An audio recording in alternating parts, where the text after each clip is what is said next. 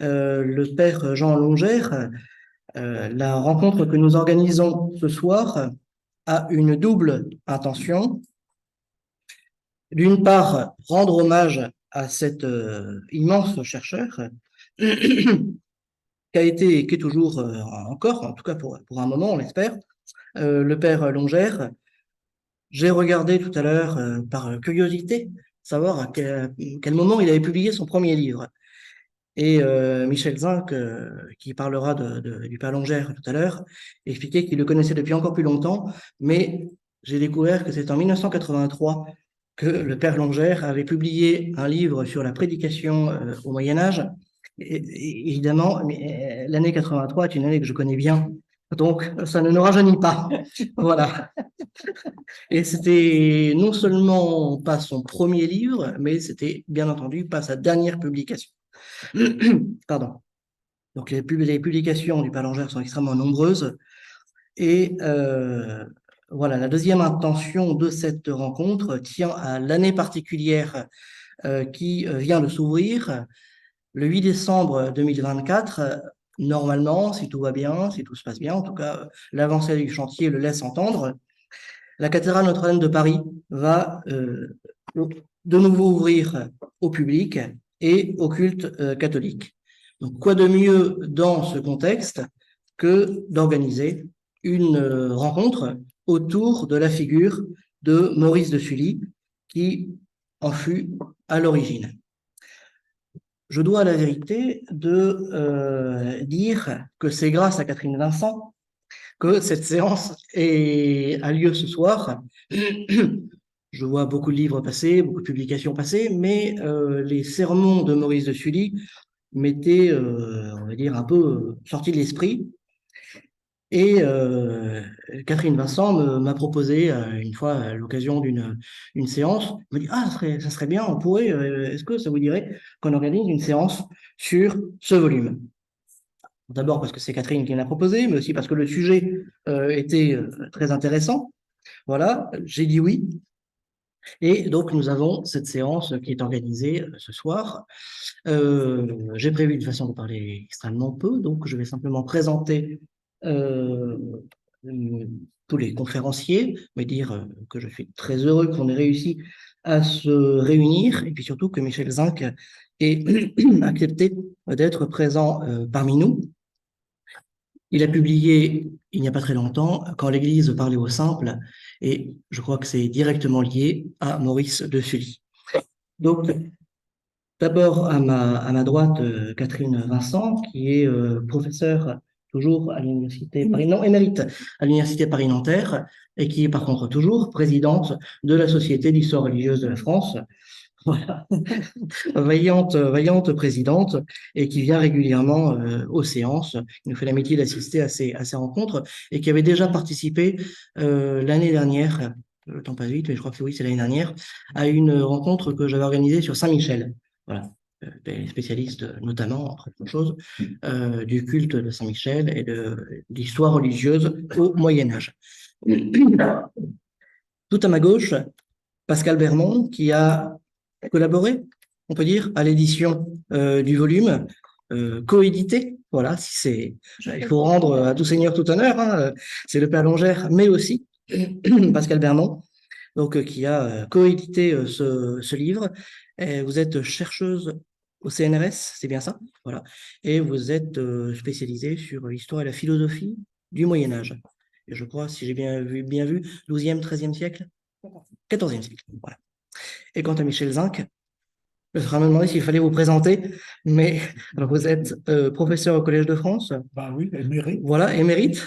Vous êtes membre de l'Académie française et vous avez été enseignant, en tout cas professeur associé dans notre vénérable institution. Ah ben non, j'ai été professeur. Vous avez été professeur, voilà, absolument, oui, oui, oui. On n'est Mais parce que comme les pas choses, diversion pour être voilà, professeur au Collège de France. J'étais professeur à la Sorbonne avant. voilà. J'ai fait courisme.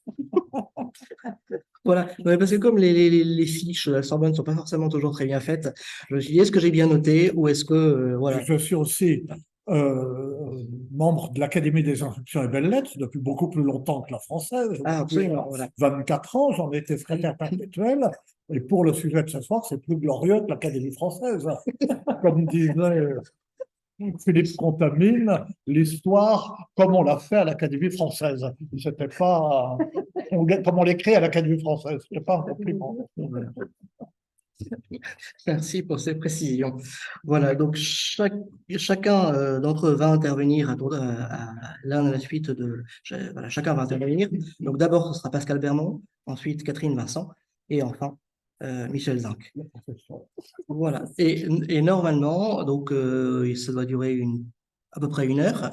Et à l'issue de cette heure, un certain nombre d'entre vous connaissent déjà comment se passent ces séances, mais il y a des personnes qui viennent pour la première fois. Donc, à l'issue de ces interventions, vous qui assistez à cette conférence, vous aurez toute liberté pour poser des questions sur Maurice de Sully, éventuellement sur Notre-Dame. Voilà, et donc n'hésitez pas à poser des questions, même qui pourraient vous sembler les plus simples.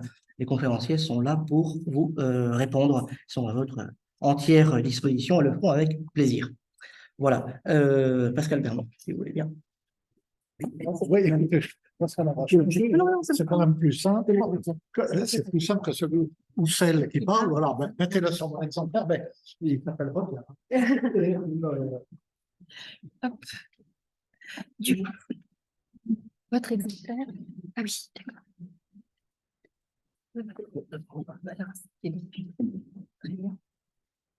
Alors, je remercie Martin Dumont et Catherine Vincent de m'avoir invité ce soir. J'adresse mes amicales salutations au Père Jean Longère qui n'a pas pu se joindre à nous et qui nous écoute à distance. Il vous prie de bien vouloir excuser son absence. Je suis honorée et bien aise de présenter ce soir l'ouvrage intitulé « De la pierre à la chair », Maurice de Sully, évêque de Paris, 1160-1196, Sermon au peuple pour l'année liturgique, paru en avril dernier aux éditions du Comité des travaux historiques et scientifiques. Je signale que sur la page internet du CTHF, consacrée à l'ouvrage qui nous occupe, onglet « Compte rendu paru dans la presse », vous trouverez un entretien d'une dizaine de minutes de M. Jean Longère dans laquelle il présente lui-même son livre. Je vous invite à regarder ce petit film en complément de ce que nous pourrons dire ce soir. Ce livre présente la première édition jamais publiée des 64 sermons au peuple de Maurice de Sully dans leur version latine. Jusqu'à cette année, ces sermons gisaient inaccessibles dans la quarantaine de manuscrits qui en conservent le texte. Car ces sermons ne sont pas édités dans le tome 205 de la patrologie latine, contrairement à ce qu'on peut lire ici ou là, même sous les meilleures plumes, et qui relève de la légende urbaine.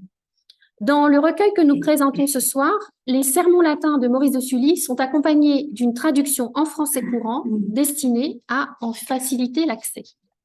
Ce recueil est décisif car il éclaire la personnalité de Maurice de Sully, évêque de Paris de 1160 à 1196, qui fut le maître d'ouvrage de la cathédrale Notre-Dame, qui s'appelait encore cathédrale Sainte-Marie. Autrement dit, ces sermons forment le versant oratoire de l'œuvre de Maurice de Sully, dont le versant urbanistique et architectural n'est autre que la cathédrale elle-même, son parvis et la réorganisation paroissiale de l'île de la Cité. Le regretté Alain Erland-Brandebourg a bien décrit le versant architectural, ce qu'il appelle, je cite, le grand dessin de Maurice de Sully, dans plusieurs publications, dont l'ouvrage magnifiquement illustré Notre-Dame de Paris, paru en 1991. Erland-Brandebourg a notamment établi le rôle initiateur dès 1160 de Maurice de Sully, qui travaillait en étroite collaboration avec un maître d'œuvre, un architecte dont le nom ne nous est pas parvenu. Les sermons au peuple de Maurice de Sully datent des années mêmes où l'évêque de Paris faisait construire la nouvelle cathédrale. Ils ont été composés autour de 1170. Dans son introduction, Jean Longère souligne en outre que Maurice de Sully n'a pas été seulement, si l'on peut dire, un bâtisseur et un prédicateur, mais qu'il a été aussi, pendant plus de 30 ans, un administrateur hors pair du diocèse de Paris, qui s'étendait bien au-delà du diocèse actuel sur le territoire de 4 départements actuels. Son épiscopat coïncide avec les règnes de Louis VII et de Philippe Auguste, avec le développement de la ville de Paris, le choix du roi d'y résider, avec aussi la construction du mur d'enceinte. Le remaniement du diocèse et de l'île de la Cité décidé par l'évêque Maurice de Sully La construction d'une nouvelle cathédrale coïncide avec l'essor urbanistique, politique et national de Paris voulu par le roi. En créant 12 paroisses sur l'île de la Cité, Maurice de Sully a notamment libéré l'évêque de Paris de la cure de l'île de la Cité, faisant de la cathédrale, comme l'écrit Adrien Friedman, l'église de l'évêque de Paris, la paroisse de l'histoire de France. Le volume que je présente ce soir est le fruit de circonstances particulières. Monsieur Longère, souhaitant cesser toute activité scientifique, m'avait montré il y a quelques années des cartons où se trouvaient rangés d'anciens projets, parmi lesquels figurait une édition des sermons latins de Maurice de Sully, accompagnée de leur traduction en français courant, réalisée par un confrère, le chanoine Jean Morton, depuis décédé. Ce travail remontait à 1965. Monsieur Longère avait en effet établi à cette époque pour lui-même une édition de travail des sermons latins de Maurice de Sully pour servir à l'étude qu'il a par la suite donnée du contenu de ces sermons dans son ouvrage publié en 1975 intitulé « Œuvres oratoires de maîtres parisiens au XIIe siècle ». C'est un ouvrage en 2 volumes que j'ai apporté ici et dont vous voyez le caractère imposant. Monsieur Longère préparait avec cette étude la voie, donc ça c'est 1975, les œuvres oratoires. Par la suite, en 1988, Monsieur Longère publia les sermons latins de Maurice de Sully, évêque de Paris, contribution à l'histoire de la tradition manuscrite. Donc c'est ce nouveau volume, 1988. Monsieur Longère préparait avec cette étude la voie à une édition critique du texte latin des sermons à paraître au Corpus Christianorum. Pour diverses raisons, cette édition critique n'a pas vu le jour et l'on comprend dans ces circonstances que l'édition de travail soit restée dans des cartons. L'incendie de Notre-Dame de Paris, le 15 avril 2019, a servi le déclencheur. Connaissant l'existence de son travail ancien, j'ai incité M. Longère à le publier, ce qu'il a fort heureusement accepté. Je me suis efforcée de réunir les conditions pour voir le projet aboutir. Nous avons trouvé une personne pour saisir le texte latin avec la traduction et obtenu une subvention du laboratoire d'études sur les monothéismes auquel je suis rattachée. La Société d'histoire religieuse de la France, présidée par Madame Catherine Vincent, a également fourni une aide. Monsieur Longère a écrit l'introduction et les nombreuses notes infrapaginales, substituées aux citations bibliques insérées dans la traduction française et qui étaient tirées de la Bible de Jérusalem, celle de la traduction faite sur la Vulgate par le maître de Sassy. Il a négocié avec l'éditeur finalement trouvé, préparé les index. J'ai pour ma part effectué et supervisé le travail de relecture et d'identification des sources. En tout, un travail assez considérable dont le résultat est ce volume. Il ne s'agit donc pas d'une édition critique, mais d'une édition préalable faite à partir de 2 manuscrits conservés à la Bibliothèque nationale de France, les manuscrits latins de 1949 et 14 925, tous deux du XIIIe siècle, et complets. Les variantes ne sont pas signalées. Je répète, il s'agit d'un texte de travail établi à l'aide de 2 manuscrits choisis par le meilleur connaisseur de la tradition manuscrite des sermons de Maurice. La traduction française est placée à la suite du texte latin et non en regard, ce qui est inhabituel, mais comme les pièces oratoires sont courtes, on s'y fait. J'en viens maintenant au contenu du volume. Il s'agit, nous l'avons dit, de la version latine des sermons au peuple de Maurice de Sully. Ce recueil est composé de plusieurs pièces. Tout d'abord, un prologue adressé par Maurice à ses confrères prêtres. Il leur recommande une vie sainte, une science exacte et une prédication assidue.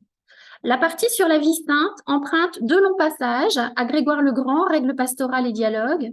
La partie sur la prédication assidue emprunte une longue exégèse d'Isaïe 18, 2, 7 au Liber Exceptionum de Richard de Saint-Victor, ce qui rappelle les liens étroits qui unissaient Maurice de Sully à l'abbaye de Saint-Victor.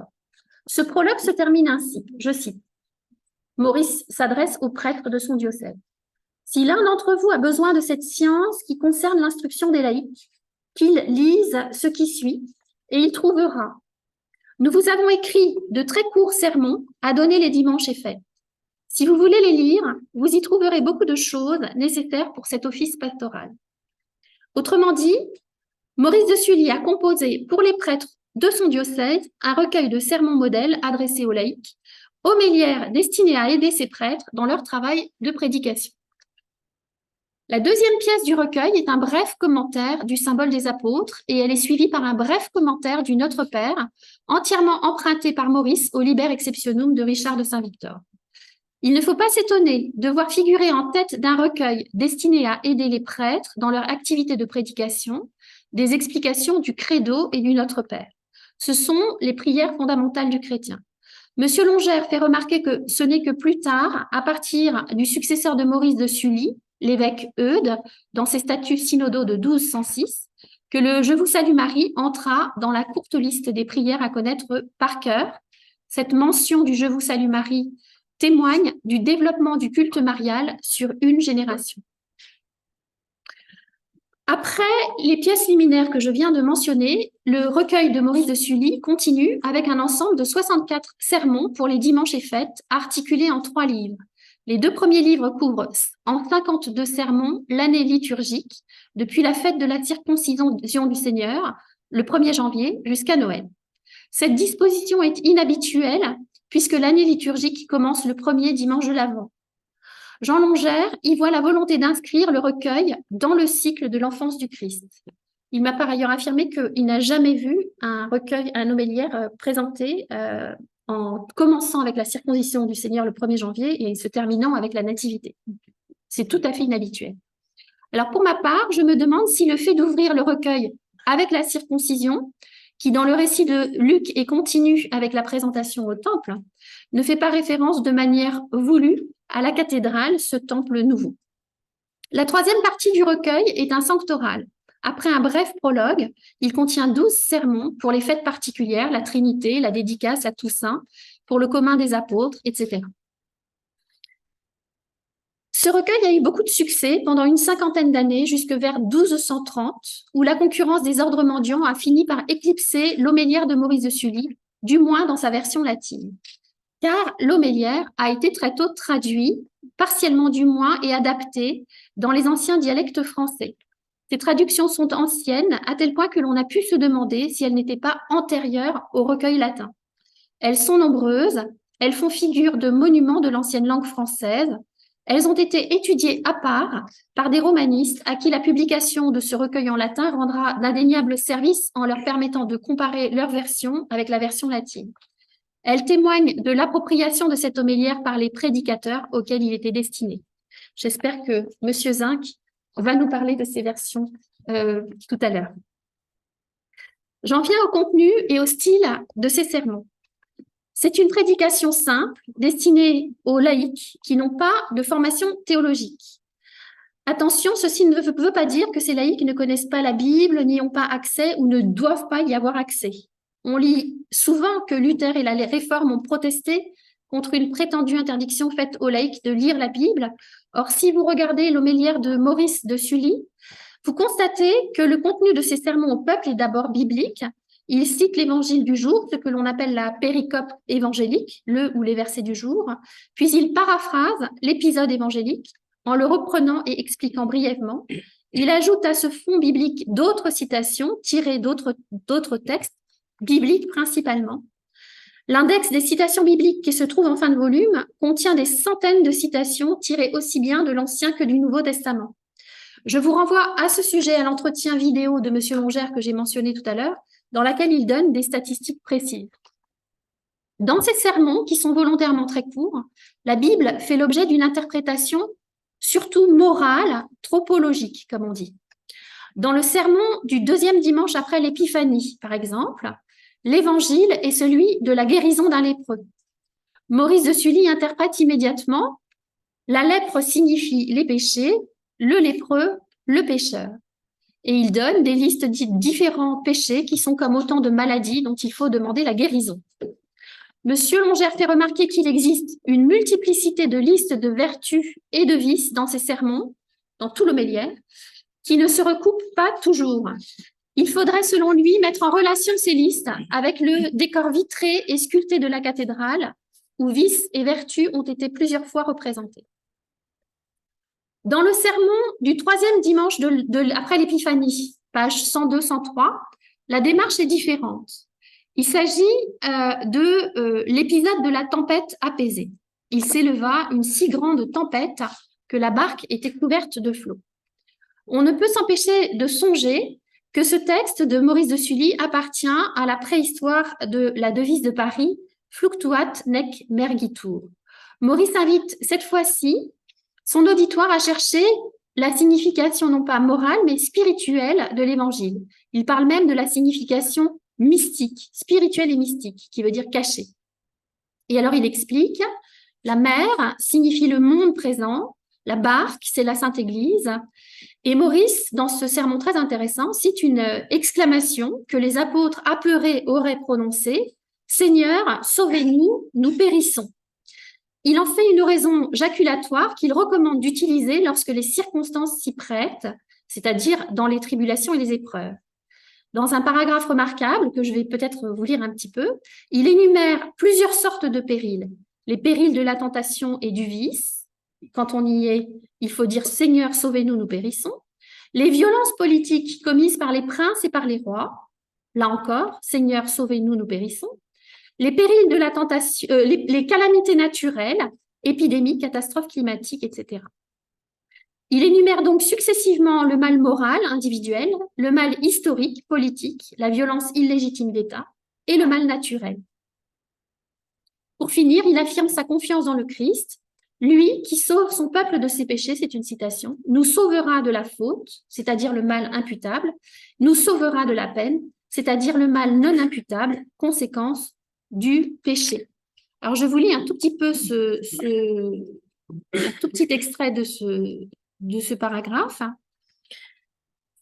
Frères, puisque tant que nous vivons en ce monde, nous avons à nous plaindre de tous côtés des troubles venant d'épreuves et de persécutions, il nous est donc nécessaire de recourir à Dieu dans nos tribulations, par de fréquentes prières et supplications, en disant « Seigneur, sauvez-nous, nous périssons ». Si nous sommes attaqués et troublés par la tentation des vices, disons, Seigneur, sauvez-nous, nous périssons. Si la puissance des rois et des princes, ordonnée sans doute par Dieu, et parfois mal gérée par des hommes mauvais, à l'instigation du diable, comme par le choc d'un vent contraire, quand elle nous menace de mort, des périls de mort ou de dommages pour les choses corporelles et temporelles, par des menaces ou des terreurs, ou même quand elle s'efforce en nous atteignant par des violences, pour ainsi dire, de nous submerger, alors, avec confiance, crions vers le Seigneur, « Seigneur, sauvez-nous, nous périssons ». Si les incommodités du monde, la famine, les épidémies, la mortalité, le froid, la chaleur, la sécheresse, les inondations, la pollution de l'air, les maladies, les guerres, les bêtes nuisibles et tous les autres maux du monde se liguent dangereusement contre nous, invoquons le Seigneur en disant « Seigneur, sauvez-nous, nous périssons ». Nous sommes tellement habitués à considérer la religion comme un opium qui plonge le peuple dans le sommeil de l'intelligence, la suggestion et l'asservissement, que nous sommes surpris d'entendre ici l'évêque de Paris fournir à ses ouailles une prière « Seigneur, sauvez-nous, nous périssons », non de soumission, mais de résistance aux abus commis par les dirigeants de ce monde. Il y a par ailleurs beaucoup de notations réalistes du quotidien qui méritent notre attention, soit comme témoignages historiques, soit pour les mettre en relation avec le décor de la cathédrale ou avec l'histoire de la cathédrale. Ce n'est pas mon but ici d'énumérer tout cela, mais je donne quelques exemples. Maurice évoque la façon dont le peuple fréquente les églises bien habillées, en vêtements de fête colorés, les tentures et les linges d'autel dont sont ornées les églises. Ça, c'est dans le sermon sur la dédicace. Il note qu'à la Pentecôte, les jours s'allongent et que le prédicateur peut donc parler plus longtemps, raison pour laquelle les sermons du livre 2 sont plus longs que les sermons hivernaux, prologue numéro 2. Il animalise l'être humain, comparant par exemple les uns aux anguilles, les autres aux brochets et aux perches. Ce genre d'exemple nous donne un témoignage à plusieurs niveaux d'interprétation. Témoignage sur des réalia, sur la vie quotidienne, la pêche à Paris au temps de Maurice de Sully, par exemple. Témoignage aussi anthropologique sur la façon dont le prédicateur animalise son auditoire, assume la part d'animalité en l'homme. Et l'on soupçonne pour finir tout le parti esthétique qui a pu être tiré de cette conception, pour ainsi dire, chimérique de l'être humain. Monsieur Longère attire en outre l'attention sur l'image qui est donnée de la Vierge et du Christ dans cette prédication et il appelle à en étudier la relation éventuelle avec le décor de la cathédrale. Lorsque Maurice de Sully évoque la géographie des lieux saints, il donne le sentiment de se référer non à une topographie livresque, mais à des lieux bien réels. C'est une piste à étudier, selon moi, car Maurice écrit à l'époque des croisades et des États latins d'Orient, à l'époque du royaume de Jérusalem. Et il parle beaucoup de Jérusalem, de Tyr, de Sidon, évidemment, dans son homélière. Pour finir, je citerai un petit passage du très beau commentaire du Notre Père, page 82-83, qui est repris à Saint-Richard de Saint-Victor. Ce commentaire, il commente le « que ta volonté soit faite ». Alors, que ta volonté soit faite par les anges et par les saints, chez les élus et chez les réprouvés. Et puis, il ajoute, et je cite, « Que ta volonté soit faite, non seulement dans les créatures raisonnables par la connaissance et l'amour, mais aussi dans les créatures sans raison, par leur existence et leur multiplication. Que ta volonté soit faite, non seulement dans les choses sensibles par la fécondité de leur propagation, mais aussi dans tout ce qui est sensible et vivant. Que ta volonté soit faite, dis-je, par la végétation en germination.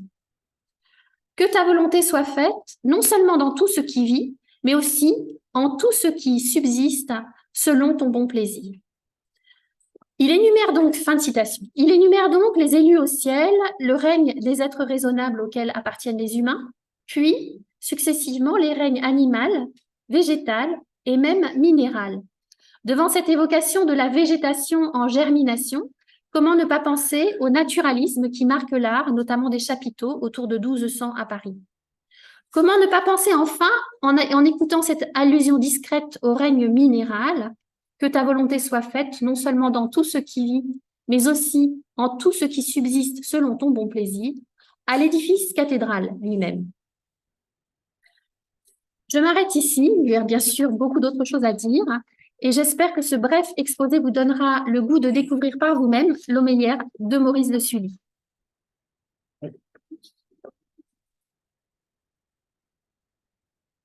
Merci beaucoup pour cette présentation qui donne déjà beaucoup sur le contenu du livre.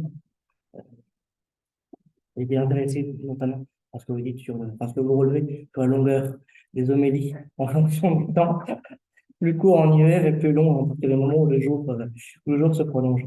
Voilà. Je vais donner la parole à Catherine Vincent et on peut déplacer l'ordinateur. Ça va être bien.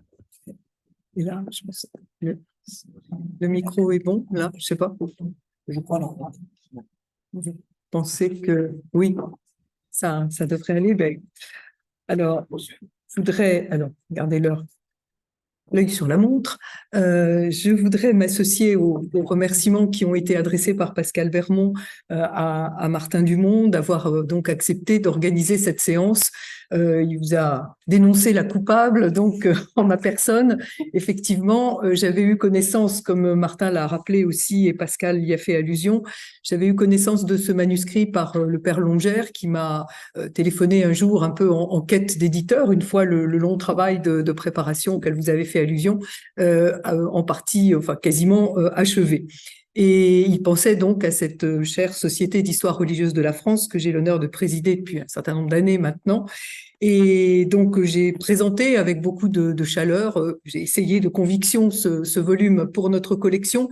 Il n'a finalement pas été retenu parce que nous n'avions pas une tradition dans la collection de la Société d'histoire religieuse de la France, qui est publiée aux presses universitaires de Rennes depuis déjà quelques années, de publier des sources. Et c'est un de nos administrateurs, en l'occurrence, je dénonce l'autre coupable, Bruno Galland, qui a eu l'idée d'orienter M. Longère vers le CTHS. Bonne idée, mauvaise idée, je ne sais pas. Effectivement, nous avons tous été très déçus à la commission des médiévistes du CTHS lorsque nous avons vu que le manuscrit tel qu'il était préparé n'avait pas prévu une édition bilingue telle qu'on les conçoit, c'est-à-dire avec le texte latin et texte français face à face. Nos efforts n'ont pas été suivis d'effet, malheureusement. On nous a allégué des raisons financières, enfin toutes sortes de choses. Je crois que bon, le CTHS avait déjà quelques petites difficultés. Il faut surtout, comme je disais à Pascal, dans une volonté d'optimisme qui peut peut-être me caractériser, voir le verre à moitié plein et pas à moitié vide, c'est-à-dire que le livre est tout de même publié dans une collection prestigieuse, la collection des documents inédits de l'histoire de France, où il a toute sa place. On a rappelé les liens que Maurice de Sully avait évidemment avec l'Église en général et donc l'histoire religieuse, enfin l'histoire du christianisme médiéval, mais aussi évidemment avec l'histoire de Paris et l'histoire de la monarchie qui commence à affirmer cette ville comme capitale. Donc il faut se réjouir que le livre ait été publié, et je rejoins Pascal pour dire que le fait que ces textes soient très courts rend l'absence de présentation bilingue à peu près, permet de passer, si vous voulez, sur cet obstacle. Et je crois que là, on a effectivement la mise à disposition de ces courtes prédications à l'intention d'un très large public, puisqu'il y a une excellente traduction française très agréable à lire.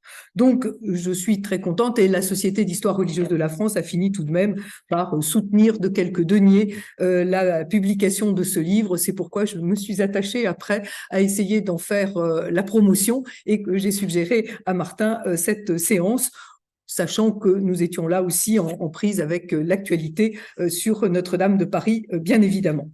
Alors, je ne vais pas revenir sur des choses qui ont déjà été dites par Pascal, et sans nous concerter, finalement, on a pointé beaucoup de choses communes, même si moi j'ai un regard plus historique, enfin plus d'historien, disons, que le regard de Pascal, qui a vraiment travaillé à fond sur les textes, beaucoup plus que je n'aurais su le faire. Je voudrais peut-être dire que Maurice de Sully s'adresse effectivement ad populum, comme le texte le dit, enfin le titre des sermons le dit, à l'ensemble du peuple qu'il souhaite joindre, mais par l'intermédiaire, par la médiation des clercs. Et il faut peut-être rappeler pour nos auditeurs qui ne sont pas des médiévistes que l'on est à une époque où la formation des clercs est un véritable problème. On n'a pas d'institution spécifique pour ce faire. Et il appartient effectivement à la mission des évêques de veiller à la formation des clercs. Et en ça, l'œuvre de Maurice, cette collection de sermons, montre bien combien cet évêque était soucieux justement de la fonction pastorale qui était la sienne, et d'une fonction qui rayonne au-delà du simple clergé cathédral, mais sur l'ensemble du clergé du diocèse. Pascal, vous avez rappelé que c'est un très grand diocèse qui compte pas loin de 400 paroisses, si on inclut les paroisses parisiennes. Donc, vous voyez que ça fait tout un monde. Et on rappelait tout à l'heure aussi l'importance qui était donnée à la cathédrale, non plus comme une église paroissiale pour l'île de la Cité, mais pour l'église du diocèse, qui doit donc rayonner sur l'ensemble de ce territoire. Et à cet égard, on pourrait peut-être rapprocher ce que fait, je crois, Nicole Berrioux dans son étude des sermons de Maurice de Sully au début de son ouvrage sur l'avènement des maîtres de la parole. Le prologue où il développe un idéal sacerdotal que vous avez rappelé, hein, qui est extrêmement intéressant, qui est fait de correction des mœurs, de formation intellectuelle et d'une prédication incessante. Hein, c'est en 3 points déjà. L'école résonne en rythme ternaire. Et cette prédication, enfin ce long prologue, pourrait se rapprocher des prédications synodales de ces rencontres que les évêques organisent pour les membres du clergé de leur diocèse, afin précisément de leur prodiguer une formation qu'ils n'ont pas toujours tous reçue de façon peut-être assez soutenue à l'université. Donc, dans la même perspective, on peut situer effectivement les commentaires des grandes prières à connaître et à enseigner aux fidèles, le symbole, le pater, et vous l'avez rappelé plus tard, sous son successeur, l'Ave Maria aussi. Alors, ce que je voulais dire rapidement en tant avec un regard, disons, un peu d'historienne, c'est effectivement qu'on est devant une collection qui nous montre de la part de l'évêque des grands talents de vulgarisateur. Je ne veux pas trop anticiper sur ce que pourra dire éventuellement Michel Zinc, mais on voit qu'il a le souci de cet auditoire, d'un auditoire dont il nous dit qu'il n'est pas toujours très attentif. Alors, je vais vous donner quelques autres citations, je vais un peu pointer certaines que vous avez retenues aussi, Pascal. Il nous dit dans le sermon du 5e dimanche de Carême, on va lui donner un peu la parole, hein, parce que c'est important aussi qu'on l'entende, ce Maurice de Sully. Il y en a qui n'écoutent même pas des oreilles du corps ces paroles du Seigneur quand ils viennent à l'église pour la messe, et surtout si c'est la coutume de prêcher la parole de Dieu au peuple assemblé les dimanches ou pour les fêtes des saints.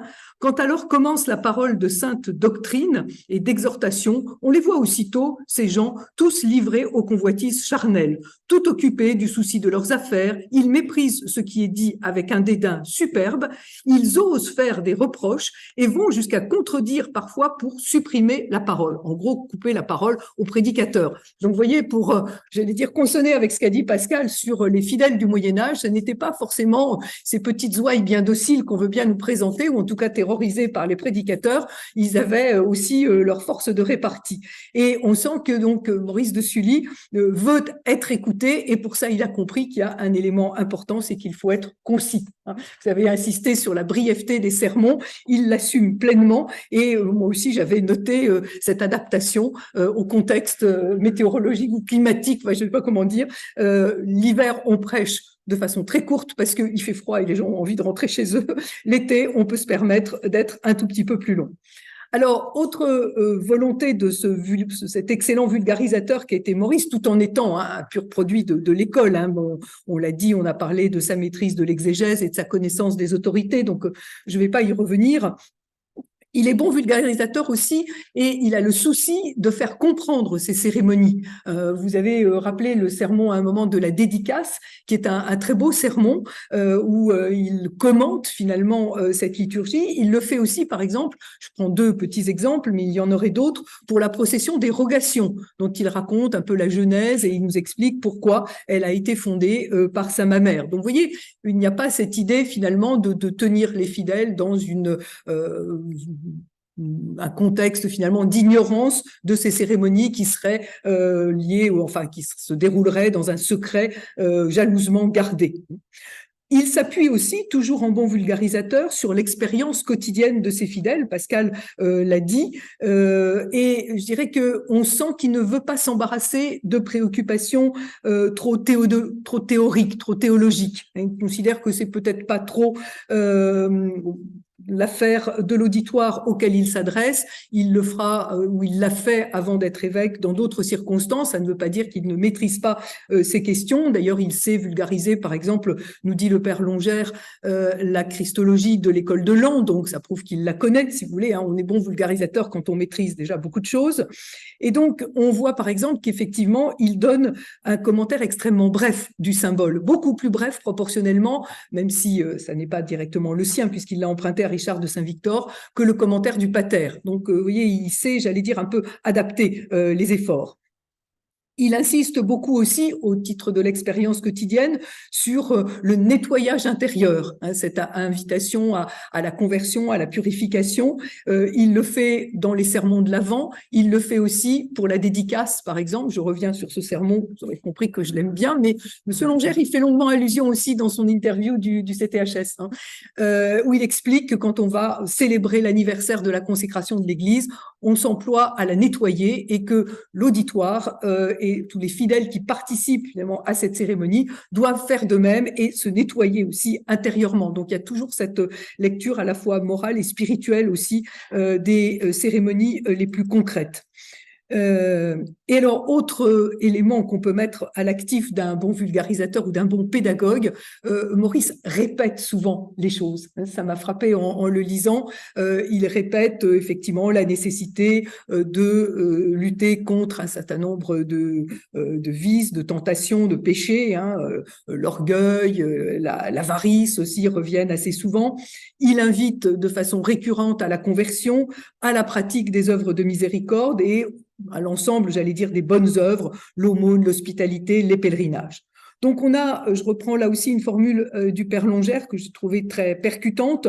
Maurice s'oblige au fond dans ce texte à dégager, nous dit le père Longère, les incidences pratiques des vérités doctrinales et inciter les fidèles à les vivre. Donc, il y a toujours effectivement un peu, on a parlé tout à l'heure des différents sens de l'exégèse, il commence toujours ses sermons par le recours à ce qu'on appelle le sens littéral, dont Gilbert Dahan a bien montré dans ses recherches sur les textes à la fois contemporains et postérieurs qu'il dominait finalement dans l'exégèse. Il explicite, on dirait presque peut-être qu'il paraphrase les sermons, les textes évangéliques sur lesquels porte donc le sermon du jour.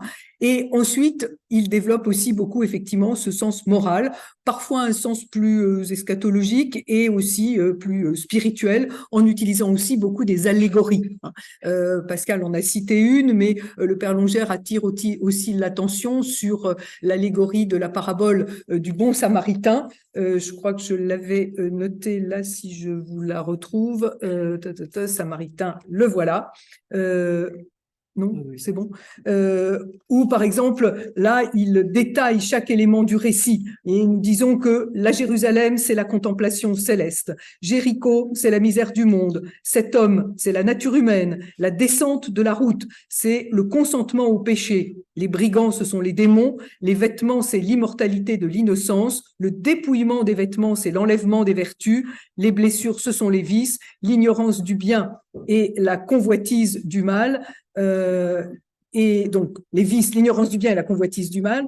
Les blessures, non, je vous l'ai dit déjà. Prêtres et lévites sont les ministres de l'ancien sacerdoce. Le samaritain, c'est le Christ. La monture du samaritain, c'est le corps du Christ. Le soin du blessé, c'est la rédemption du genre humain. Le bandage des plaies, c'est la répression des vices. L'huile et le vin, c'est la prédication. Alors, je voulais aller jusqu'à l'huile et le vin qu'on va trouver reprises, notamment dans les dispositions du fameux canon 21 du concile du Latran numéro 4, là, de 1215, où l'action du confesseur est justement comparée là aussi au fait de verser de l'huile sur les plaies de son pénitent. Donc, vous voyez, il y a là des images extrêmement concrètes qui favorisent en fait la mémorisation de tout cet enseignement. Alors, là encore, pour consonner avec ce qu'a dit Pascal, je dirais qu'on n'est pas du tout devant une prédication terrorisante, comme on a pu parfois le dire à propos du discours des clercs au Moyen-Âge et au-delà, mais dans une perspective alors qui est très significative, je trouve, de la spiritualité médiévale. On a un appel lancinant à la conversion à la suite de l'examen de conscience. On retrouve quand même là des thèmes qui sont tout à fait importants pour l'époque, qui commencent à poindre et qui vont se développé encore plus au XIIIe siècle, dans une conscience tout à fait aiguë de la miséricorde divine. Et notamment, j'ai trouvé, alors là c'est dû à Hugues de Saint-Victor, mais après tout, Maurice de Sully l'a repris, dans le commentaire du Pater, c'est le verset du pardon des offenses qui est le plus développé. Donc, c'est peut-être pas là non plus totalement par hasard.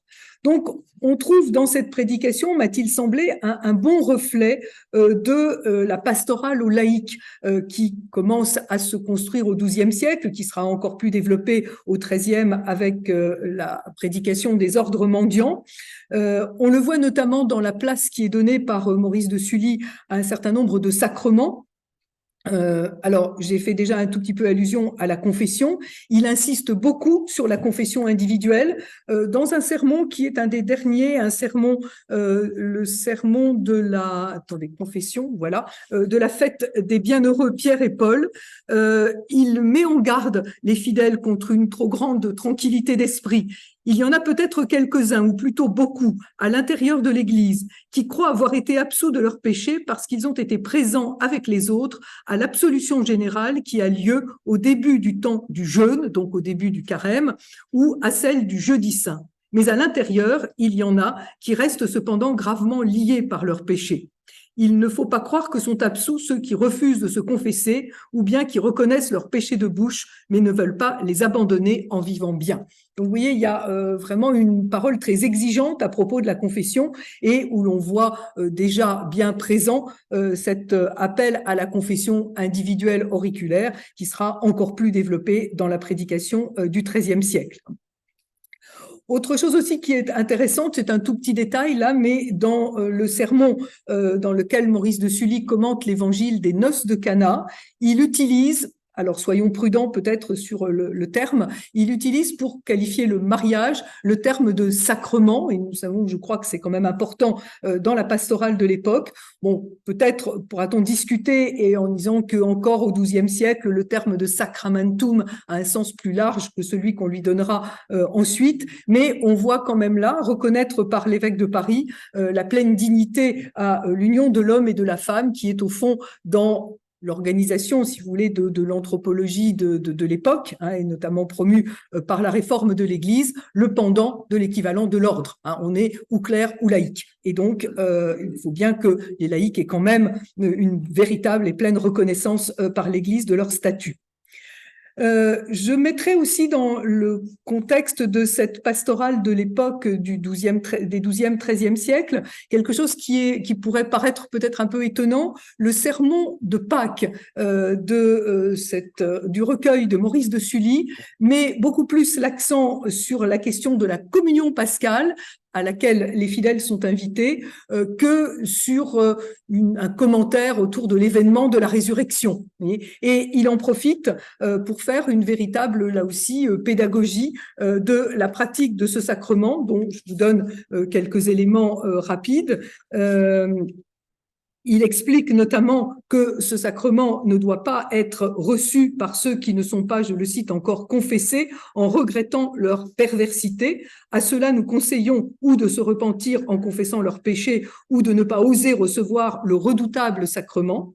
Et dans la ligne de ce que je vous disais sur le caractère très concret finalement de Maurice de Sully, il termine son enseignement en disant « Enfin, nous vous demandons de vous avancer vers l'autel sans hâte, sans désordre et sans bavarder, puis d'être sur vos gardes, vous-même et vos enfants, tant à l'heure de la communion qu'ensuite tout le jour, pour ne pas vous livrer en gros à des désordres après avoir reçu le sacrement donc de l'Eucharistie. » Alors, c'est quelque chose qui va devenir très courant, hein, cet enseignement, et figurer dans tous les statuts synodaux et notamment être repris donc par le fameux canon 21 de la 34 auquel je faisais allusion tout à l'heure. Autre élément aussi de contextualisation dans le discours de l'Église de l'époque, la condamnation par Maurice de l'usure à propos du commentaire de l'Évangile de ce maître qui remet la dette à son intendant, lequel se montre au contraire intraitable vis-à-vis de ses propres débiteurs. Et là, il encourage aussi dans un autre sermon les marchands à trouver le salut dans l'entretien des monuments dédiés précisément à la Vierge. Donc, je rejoins ce qui a été dit sur l'essor du culte marial à cette époque. Il insiste aussi sur le pardon des ennemis, ce que je vous disais déjà tout à l'heure un petit peu, à la page 252. Alors, attendez, pardon des ennemis, voilà. Il termine là aussi un enseignement du 22e dimanche de la Pentecôte, toujours cet évangile de l'intendant indiscret, si je puis dire. Et Maurice termine en disant « Maintenant donc, bien-aimés, ayant entendu toute cette leçon, pardonnons avec miséricorde à ceux qui nous ont fait du tort, afin que nous puissions obtenir la divine miséricorde et parvenir heureusement à la gloire suprême. » Donc là, c'est une thématique là aussi qui me paraît tout à fait intéressante dans cette prédication. Et enfin, chose qui, là aussi, mérite de retenir notre attention, dans le sermon que Maurice consacre à la fête de la Toussaint, il explique que les saints ne sont pas seulement à vénérer, mais aussi à imiter, ce qui est un discours, là aussi, relativement moderne, si vous voulez, à l'époque, dans la relation à la sainteté. Il ne s'agit plus pour le fidèle de s'en remettre à la seule intercession, mais d'œuvrer aussi par sa propre conduite et en se donnant donc pour guide les saints. Vous voyez, on est bien dans ce contexte où finalement la pastorale met l'accent sur la responsabilité individuelle en matière de salut. Il ne s'agit plus simplement de donner, j'allais dire, mandat aux moines, aux orants, hein, de prier pour l'ensemble de la société, mais chacun est investi d'une responsabilité qui peut se révéler lourde. C'est pourquoi on va mettre à côté toute une série de mesures, j'allais dire, qui adoucissent et qui rendent aussi cette quête collective, hein, dans laquelle on n'est pas seul. Donc, on a là déjà tout un ensemble de thèmes, me semble-t-il, qui vont être repris par les prédicateurs ultérieurs, même si, comme Pascal l'a dit, les sermons de Maurice de Sully vont assez vite ensuite être supplantés par l'ensemble des collections issues des ordres mendiants. Alors, je ne vais pas abuser de mon temps de parole. Je voulais moi aussi, pour terminer, montrer en combien cette collection de sermons adressés donc au clergé et derrière le clergé au peuple fait partie, vous l'avez dit en introduction, Pascal, et je crois que c'était tout à fait important, d'un projet pastoral tout à fait cohérent et ambitieux. Maurice de Sully a été plus de 30 ans évêque de Paris, donc ça lui a donné le temps, si vous voulez, de développer une véritable action, dont évidemment l'un des plus beaux témoignages est la cathédrale. Je ne vais pas y revenir. Maurice s'est montré d'ailleurs lui-même très généreux financièrement envers le chantier de la cathédrale, hein, donnant largement en 1196 notamment pour le toit, pour la couverture de la cathédrale, mais aussi pour la décoration intérieure de l'autel, pour les offices et aussi pour les pauvres. Hein. Dans les thèmes qui reviennent dans la prédication, il y a la pratique des œuvres de miséricorde, je le disais tout à l'heure, qu'on peut mettre peut-être aussi en relation à l'attention qu'il va porter à la reconstruction de l'Hôtel-Dieu, puisque l'ancien Hôtel-Dieu a été déplacé à la suite de l'extension du chantier de la cathédrale. Donc vous voyez, là on a vraiment quelque chose de très cohérent dans l'ensemble donc de l'île de la Cité que Maurice va donc développer avec là aussi la transformation de la carte paroissiale et le percement de la rue Neuve Notre-Dame. Donc on a vraiment là quelque chose de tout à fait de grande ampleur d'une certaine manière. Donc on a, disons pour conclure, une collection de sermons au peuple qui me semble entrer en parfaite cohérence avec ce long épiscopat, durant lequel Maurice de Sully endosse dans sa totalité le rôle attendu par l'évêque à la tête de son diocèse, qu'il veut former au mieux par l'intermédiaire du clergé, en voulant véritablement rayonner, j'y insiste, sur toutes les paroisses de ce grand territoire. On est là face à un enseignement qui peut effectivement encore, j'allais dire, nourrir les fidèles et les pasteurs contemporains par son côté très classique, nourri en même temps des très bons auteurs de la tradition et des Écritures, qui est prudent dans les débats théologiques. Le Père Longère voit juste un tout petit peu une dimension un peu plus doctrinale dans le fait que Maurice de Sully rappelle qu'il ne suffit pas de poser de bonnes actions, mais qu'il faut que ces actions soient guidées par une intention droite et notamment l'amour de Dieu, avant même l'amour du prochain. Mais bon, vous voyez que ça reste, j'allais dire, une thématique doctrinale assez prudente. Mais en même temps, donc, et je crois que Pascal l'a dit et je la rejoins tout à fait, on a là un enseignement qui est tout à fait substantiel, même s'il est aussi très concret et très facile à mémoriser. On ne se moque pas du fidèle en faisant une vulgarisation de trop bas étage, d'une certaine manière. Et le Père Longère, je conclus avec une formule que j'ai beaucoup aimée sous sa plume, nous dit que Maurice de Sully développe là un enseignement qui puise plus à l'expérience qu'aux leçons de l'école. Mais en même temps, ce sont des leçons de l'école qui sont parfaitement maîtrisées, ce qui lui permet de les simplifier, de les vulgariser. Merci beaucoup de votre attention. Merci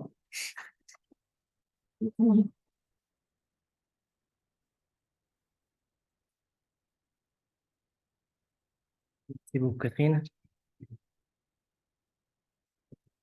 On reviendra, et j'aimerais qu'on revienne tout à l'heure dans les échanges, sur la question du projet pastoral, qui me semble intéressant, parce que c'est quelque chose qu'on retrouve aussi à l'époque contemporaine, chez d'autres archevêques. Je pense au 19e, mais il y a aussi le Père Arnaud qui est là, et je pense que c'est un élément intéressant.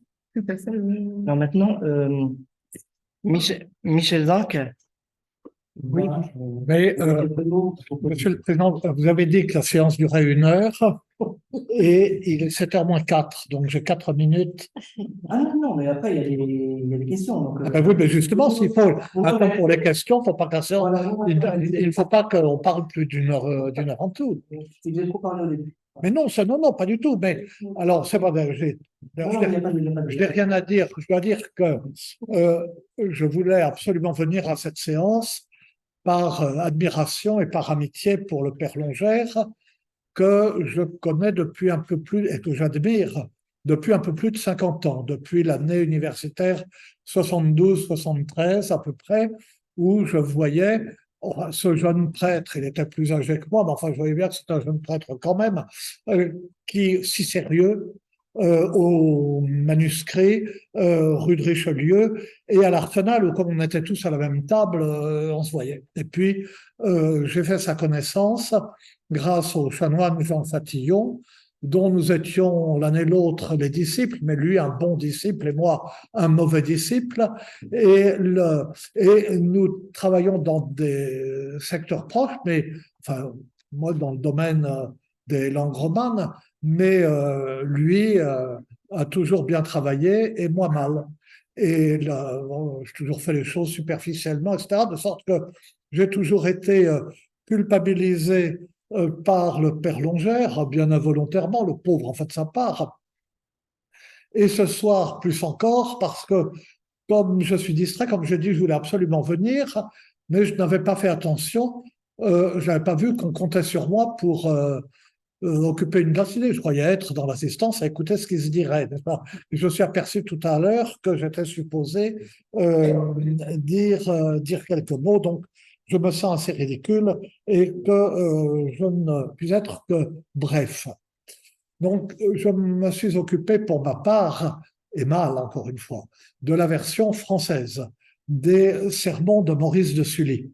Cette version française qu'on a été tenté à un moment de croire antérieure à la version latine, ce qui aurait été bizarre, mais qui ne peut pas l'être d'une part pour des questions de logique, mais aussi parce que certains faits de langue suggèrent que cette version est du XIIIe siècle, alors que Maurice de Sully est mort en 1196.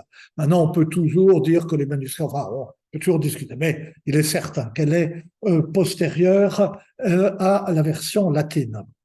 Et j'ai mal étudié cette version française parce que je suis allé voir quelques manuscrits, mais je me suis servi pour l'essentiel, pas tous, il y en a énormément, et de la version éditée par Robson en 1952 à partir d'un seul manuscrit de Sens. C'était l'archidiocèse, il y a peut-être important, mais enfin, tout de même, ça ne suffisait pas. Et ce dont je me suis aperçu en lisant l'édition du Père Longère, enfin cette édition à partir de 2 manuscrits, encore une fois, là encore, il y aura du travail à faire sur les deux versions, c'est que les différences entre les deux versions vont dans les deux sens. Moi, j'avais observé les allongements de la version française pour être plus simple, plus compréhensible au public des fidèles, de petits arrangements, des petites astuces, des petits effets stylistiques, même des jeux de sonorité, qui évidemment n'étaient pas dans la version latine. Mais je suis aperçu aussi que la version française coupe aussi des passages qui peut-être sont considérés comme un peu abstraits, alors que ce n'est pas tellement tout de même un peu difficile. Donc ce texte, cette homélière destinée, qui était comme un cadeau que l'évêque faisait à son clergé pour aider à leur prédication, eh bien, a été réfléchi. On y a fait lui-même, y a réfléchi. C'est un texte très pensé en vue de son utilisation, et c'est un texte auquel le traducteur, les copistes peut-être, ont réfléchi aussi. On attend une édition qui sera très belle, étant donné son auteur, je ne veux pas dire son autrice, de la version française, une édition préparée par Marie-Madeleine Huchet, et voilà, qui nous apportera l'édition qu'on attend. Alors, ce qui, du point de vue, donc, j'étudiais pour ma thèse, enfin, cette thèse qui est mauvaise, encore une fois, puis je suis trop jeune, enfin, s'appelle La prédication en langue romane avant 1300. Donc, j'avais regardé les sermons de Maurice de Sully, d'autres versions, d'autres sermons attribués ou anonymes depuis le sermon sur Jonas de 950, en français, en languedoc, en piémontais, enfin en catalan, enfin là où il y en a en langue romane. Et ce qui est frappant, dans la manière de Maurice Sully et aussi dans des sermons proches, anonymes, qui se trouvent mêlés aux siens, mais j'avais pas assez travaillé pour voir s'ils étaient vraiment de lui ou pas, dans un certain nombre de manuscrits. C'est que la méthode utilisée, comme le père Longère le note très justement, est une méthode qui est extrêmement intelligente parce qu'elle se fonde sur ce qu'il y avait de plus important dans la méthode de l'exégèse et transposée presque telle qu'elle dans la prédication au peuple, cela donne un résultat totalement différent de ce que sont les sermons universitaires et savants de la même époque et parfaitement adapté justement à cette prédication au peuple. Les sermons de la même époque, les sermons qui sont le prolongement de l'enseignement des maîtres parisiens, pardon, notre maître, suivent et d'organisation qui est assez réglée et qui est mise en forme ou décrite par des artes praedicandi, des arts de la prédication, qui sont assez nombreux, comme il y avait des artes dicandi, des arts poétiques, comme il y avait des arts scribendi, des arts épistolaires, en somme, il y avait des artes praedicandi. Et ce sont des espèces de jeux intellectuels. Enfin, ce qui est conseillé. On choisit un thème qui est une citation scripturaire, de préférence pas trop connue, mais tout de même significative et importante. On l'a fait précéder d'une autre citation scripturaire pour l'introduire. Ce thème est introduit par un prothème. Alors il faut qu'il y ait un rapport, mais tout de même une petite astuce dans le lien de l'un à l'autre. Ça fait le prologue. Ensuite, on commente le thème et on le commente en se fondant sur d'autres citations scripturaires ou des pairs. Mais pour les citations scripturaires, il faut que celle qu'on invoque ait au moins un mot en commun avec le thème. Alors, et que le rapprochement fasse sens. Mais il ne faut pas non plus que ce soit trop évident. À ce moment-là, ça fait rire. Ou que ce soit trop tiré par les cheveux. Et puis, de la deuxième citation, on passe à une troisième où il y a un mot qui figure, etc. Et puis, comme quand on faisait des dissertations de philo et on nous disait, vous avez un sujet, enfin, où nous disions en 2 termes, et ben voilà, tu définis chaque terme par 2 autres termes, ça t'en fait 4, puis chaque année 2 termes, etc. Et puis quand tu as 6 pages, tu t'arrêtes. Et quand on est servant, on a un peu cette impression. Maurice de Sully, et on voit ça appliqué en lien avec la prédication populaire, en somme, des sermons qui sont des jeux d'étudiants qui appliquent cette technique en prenant comme thème non pas une citation scripturaire, mais un rondeau, une chanson à danser. Et apparemment le plus sérieusement du monde, ils expliquent que ça s'applique à la Sainte Vierge ou à Sainte Marie-Madeleine, etc., en prenant les mots avec des citations scripturaires qui appuient absolument. De bon matin se leva la bienfaite à Élise, et elle s'est parée, vêtue, lavée, etc., pour aller danser, et chaque fois, on ne sait pas. Et ça, c'est le côté jeu. Maurice de Sully n'est pas côté jeu. Mais ce qu'il utilise, il n'est pas le premier. On l'a déjà dit, il a été élève des Victorins et il suit Richard de Saint-Victor. Et il se fonde sur les 4 sens de l'écriture, souvent ramenés à 3. Donc, la méthode mise au point par Origène et à partir de ce moment-là, appliquée toujours par l'exégèse scripturaire.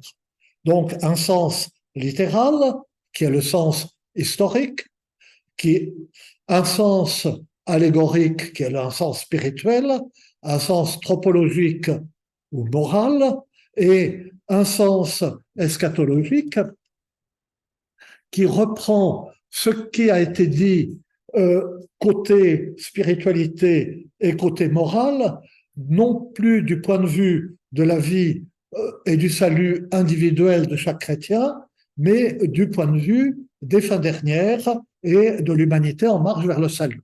Ça, c'est que ici, souvent, ça disparaît chez Maurice de Sully.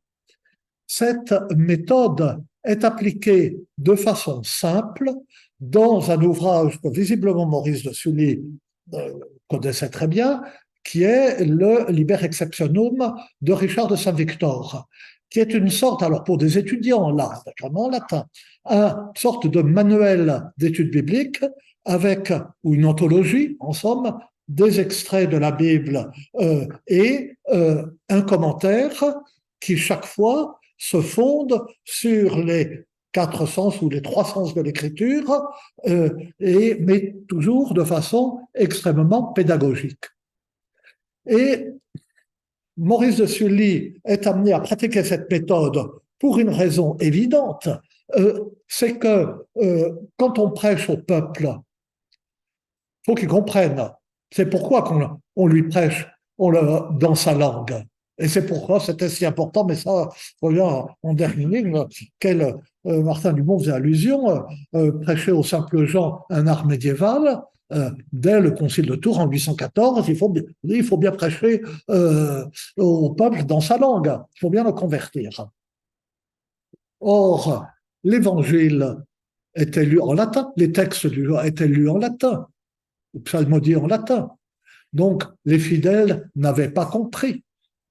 Et donc, le premier rôle du sermon, comme ça s'est fait très longtemps, comme je l'ai entendu faire dans mon enfance, et comme on l'entend encore quelquefois, bien que tout le monde ait compris l'évangile, on commence par paraphraser l'évangile. Et la première partie du sermon de Maurice de Sully, c'est de paraphraser l'évangile du jour en glissant, en tout cas, mais aussi dans les deux versions, n'est-ce pas? Mais c'est fait souvent un peu différemment dans la version latine et la version française, enfin au moins d'après les manuscrits que j'ai vus, en glissant une explication supplémentaire sur les rites de l'époque, sur ce qu'est un samaritain, que sais-je, on voit très bien. Bon. Donc, le sens littéral. Et puis, au bout de la paraphrase, il s'arrête, si on peut dire, et il dit, par exemple, grand est le miracle, mais plus grande est la signifiance, la signification du miracle. Et à ce moment-là, il l'explique, et avec les deux autres sens enfin, allégoriques et moral, anthropologique, qui apparaissent presque toujours, avec évidemment un poids beaucoup plus important mis sur le sens moral, mais il est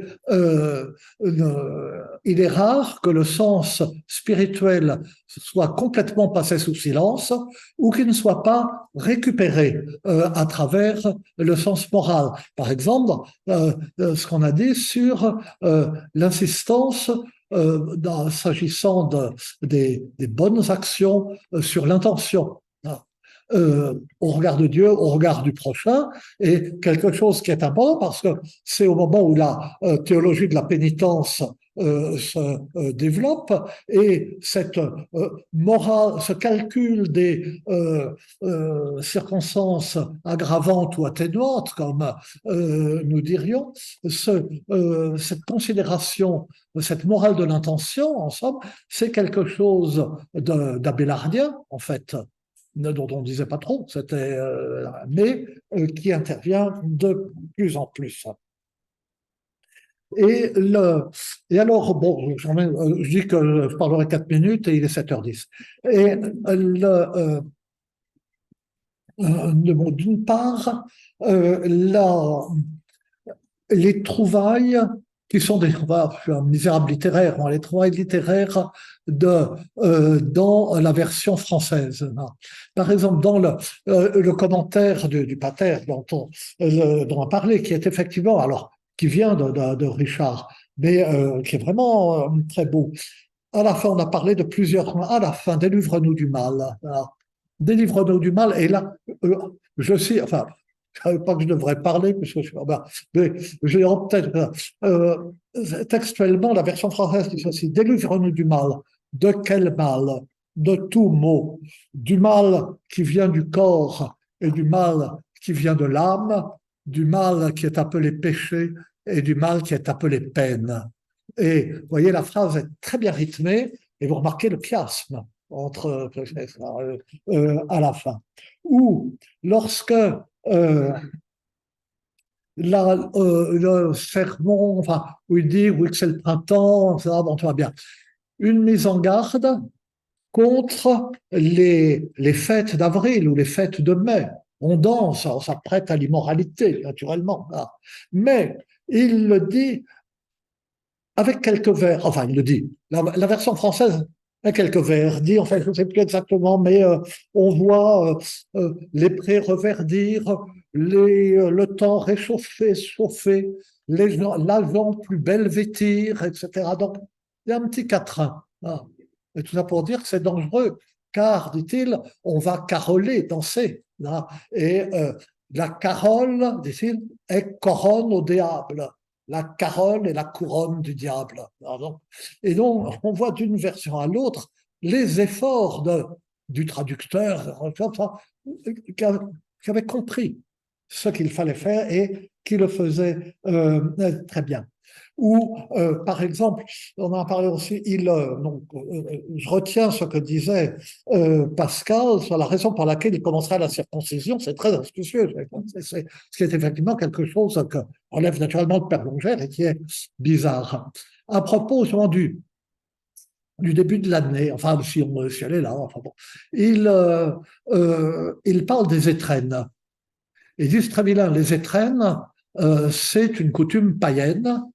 Et les gens croient que s'ils reçoivent de l'argent ou des cadeaux début de l'année, ils seront riches dans l'année, mais c'est quelque chose d'épouvantable. Il ne faut surtout pas faire ça. Et on a là, dans un sermon au peuple, et relativement ancien, l'origine du déplacement des étrennes, ensuite sur Noël, mais d'abord sur Saint-Nicolas. Puisque la Saint-Nicolas d'hiver se fêtait le 6 décembre et qu'on commettait un contresens sur deux miracles de Saint-Nicolas, probablement à cause des représentations de chapiteaux. Le plus célèbre, c'est qu'il délivre des marins qui vont se noyer dans une tempête qu'il invoque, et on représentait les marins dans leur bateau et Saint-Nicolas au-dessus, et c'est devenu les trois enfants dans le Saint-Loire. Mais l'autre miracle, c'est que par la cheminée, il y avait trois jeunes filles orphelines qui n'avaient plus rien à manger, plus rien pour chauffer, etc. Et qui, le lendemain, pour ne pas mourir de faim, devaient se livrer à la prostitution. Et cette nuit-là, par la cheminée, Saint-Nicolas jetait trois bourses d'or pour qu'elle n'ait pas à en venir là. Et c'est la source des cadeaux qui viennent par la cheminée, etc. Bon. Alors, vous me direz que je m'écarte, mais on voit la préoccupation chez Maurice de Sully.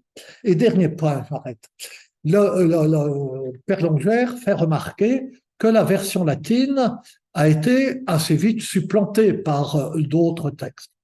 La version française, elle, a connu un grand succès qui ne s'est pas démenti. D'abord, elle a continué à servir de dormis sécouré, dort en paix quand le curé a un manuel avec des sermons modèles, il n'a pas préparé son sermon, il est tranquille, dormis sécouré. Ce qui s'est fait jusqu'à nos jours. Mais elle a servi aussi, on voit très bien par son environnement dans les manuscrits, de lecture de dévotion pour des laïcs qui savaient lire, mais qui ne savaient pas le latin. Et comme Dormis et Courret, on a la preuve qu'elle a été utilisée très longtemps. On a eu des éditions, et on en a la preuve justement par le sermon du bon samaritain. On s'est aperçu que le sermon du curé d'Ars sur le bon samaritain, c'est le sermon de Maurice de Sully. les gens venaient écouter, il n'écrivait pas ses sermons, le pauvre curé d'Ars, mais on venait de partout l'écouter. Et puis, comme des étudiants faillots, les gens notaient comme des bêtes, ils notaient tout ce que disait le saint. Et alors, on regarde ce qu'ils ont noté pour Bon Samaritain, c'est le sermon de Maurice de Sully. Et ça montre que la sainteté n'est pas un vain mot. Ça faisait 700 ans que tout le monde entendait ce sermon, que tout le monde dormait, tel que curé d'Ars, et les gens se convertissaient comme des mouches. C'est quand même extraordinaire. Et dernier, bon, hier, quel jour sommes-nous? Non, avant-hier, j'ai eu l'honneur et l'avantage de faire une conférence ou une leçon aux demoiselles de la Légion d'honneur à Saint-Denis, parce que leur professeur leur parlait des pouvoirs de la parole et que mon dernier livre est ça. Et alors j'ai parlé à cette demoiselle et j'ai utilisé une ou deux fois en parlant l'expression l'éloquence de la chair. Et à la fin, il y a eu des questions et une demoiselle rougissante, 2 secondes, parce que comme elles ont leur ruban encensoir, c'était une nacara, me dit, monsieur, qu'est-ce que c'est que l'éloquence de la chair? Visiblement, elle faisait une faute d'orthographe, enfin, elle l'orthographiait et ça lui donnait des émotions, cette petite, comme quoi les meilleures intentions de prédicateurs peuvent tourner mal. Voilà, je vous remercie. Bon, ça va.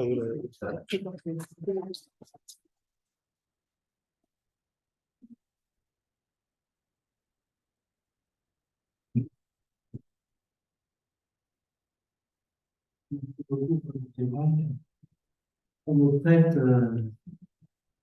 on va dire, une volonté de dictateur de tout couper et de dire chacun, surtout, ne dépassez pas le temps imparti. Je dois dire que je n'ai absolument pas regretté. De toute façon, c'était naturel de vous laisser parler plus longtemps. Et par contre, je remarquais que pour quelqu'un qui n'avait absolument rien préparé du tout, c'était assez formidable et que et qu'on continuerait bien, voilà, et qu'on continuerait bien à vous écouter longtemps encore. Voilà. Donc maintenant, non mais en plus, nous ne sommes pas strictement tenus normalement par l'horaire. On est en Sorbonne, on n'est pas à la maison de la recherche. Donc normalement, éventuellement, on pourrait dépasser 20 heures. Voilà, en tout cas, c'était très bien. Donc maintenant, vous avez la parole, vous qui assistez, et il faut aussi que je précise que ceux qui suivent en ligne peuvent éventuellement poser des questions et voilà, on transmettra les questions à chacun des conférenciers. Voilà. Bon, c'est déjà. Alors, qui veut se lancer? Ah oui, Alex. Vous avez beaucoup insisté sur l'aspect pédagogique des sermons. Est-ce que ça a eu une diffusion aussi bien dans le temps, dans l'espace, même si quelques spectacles après sont nécessairement, est-ce que ça a eu un impact justement dans les sermons sont un peu difficiles, la compréhension? Non, j'allais dire, l'indicateur le plus sûr dans ces cas-là, et c'est pour ça que je me tourne vers Pascal, c'est un peu la tradition manuscrite. Après, on ne sait pas trop, si vous voulez, comment ces sermons ont pu être effectivement prononcés, récupérés, mais tout ce qu'on sait, et ce qu'a dit aussi Michel Zinc sur l'importance et le volume des adaptations en langue vernaculaire montre bien que ça a eu quand même une véritable résonance. Enfin, tout ce que je pourrais répondre de façon très modeste, Pascal, vous... Oui, non, je voulais juste rappeler qu'il y a 40 manuscrits qui sont conservés et qu'apparemment la tradition, on a cessé de recopier à partir de 1230 le sermonaire latin, mais qu'il ne faut pas oublier justement ce dont va nous parler Michel, à savoir que ces sermons ont vécu plus longtemps en français, en fait. Dans la version française. Et 40, c'est déjà beaucoup. 40, c'est déjà beaucoup. Pour un homme, ils ne sont peut-être pas tellement compte, si vous voulez, mais c'est déjà une belle tradition. Oui. Oui, 40 pour des textes en langue vulgaire, c'est énorme, énorme. Mais même pour des textes latins, c'est pas mal. Mais effectivement, c'est pour ça que je disais que ces sermons ont joué leur rôle, puisqu'ils étaient faits pour être prêchés au peuple, et que c'est dans la version qui était directement destinée au peuple qu'ils ont été recopiés ou même imprimés le plus longtemps, à la fois pour l'usage des prêtres et comme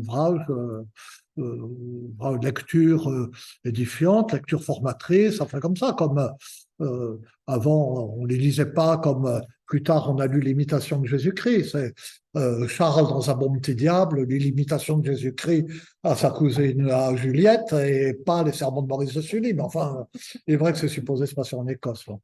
Et voilà.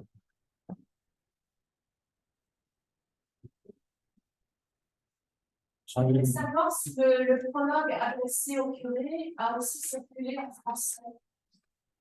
Non, dans la manière française, on commence par le commentaire du credo, du pater, et il n'y a pas ce prologue. Au moins dans les manuscrits que j'ai vus. Encore une fois, moi j'ai fait le malin toute ma vie en ne sachant rien du tout. On verra ce que dira Marie-Madeleine Huchet au fur et à mesure.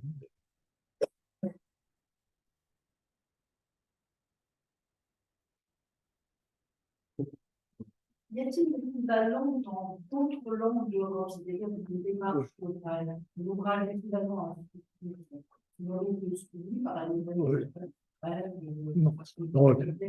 ça, enfin, je pense que ça a existé partout. Si, dans les autres langues romanes, oui, ça existe. Et alors, un recueil systématique des sermons du temps et des grandes fêtes, quelque chose d'aussi pédagogique en somme, n'est pas si fréquent, mais ça a existé bientôt.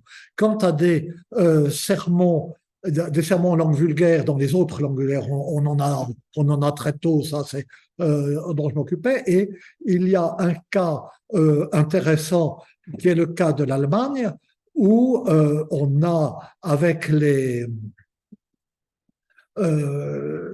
dominicains du XIIIe siècle, des sermons alors d'une profondeur extraordinaire. En allemand, les sermons Descartes, ceux de Maître Eckhart, de Suso, de Tauler sont prodigieux. Il y a une profondeur dans les sermons vernaculaires allemands plus précoce que dans les sermons français, me semble-t-il. Il faut attendre, si on veut, Gerson pour avoir une littérature spirituelle à la fois contemplative et avec des bases théologiques solides en français. Mais consciente, là aussi, du public auquel elle s'adresse.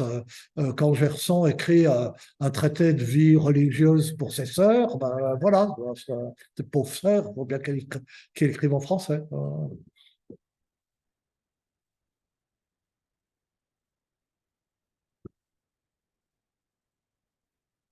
D'autres questions?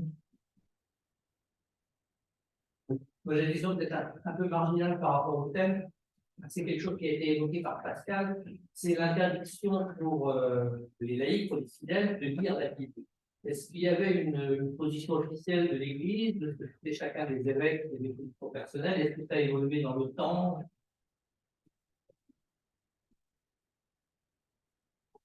Alors, moi, lorsque j'ai évoqué ce sujet dont je ne suis pas spécialiste, c'est que j'évoquais une doxa, en fait, Il y a deux choses. On dit que ce sont les protestants qui ont en fait, libéré l'accès à la Bible pour les laïcs. Et d'autre part, on reconnaît toujours que les cathédrales, etc., sont des sculptées et mettent la Bible, ne serait-ce que par le programme iconographique, à la disposition des gens. Donc, c'est un peu contradictoire, ces deux opinions. Je peux pas répondre précisément à votre question, mais ce que je peux dire, c'est que il ne me semble pas que le prédicateur ici retienne quoi que ce soit d'une culture biblique au motif que ça ne concernerait pas les laïcs. Au contraire, il s'agit de les instruire dans la Bible, et le prédicateur lui-même fait montre d'une culture biblique qui est vraiment très, très étendue. Enfin, je ne pense pas que les sermons d'aujourd'hui contiennent autant de culture biblique que ceux de Maurice de Sully. Je crains que vous n'ayez raison. Donc vraiment, voilà, ça c'est et c'est à destination d'un public populaire. Maintenant, ce qu'on dit, c'est que probablement ce peuple ne savait pas forcément lire, mais ce n'est pas encore totalement certain parce qu'en fait, il y avait quand même des écoles et il y avait surtout à Paris, dans une ville comme Paris, il y avait des écoles et elles étaient assez fréquentées. Donc vous voyez, c'est un peu, il faut se méfier en fait. Mais mes collègues ont certainement d'autres. Non, je dirais juste qu'il y a peut-être eu un accès par l'intermédiaire de certains livres, si vous voulez, plus que dans l'ensemble de la Bible.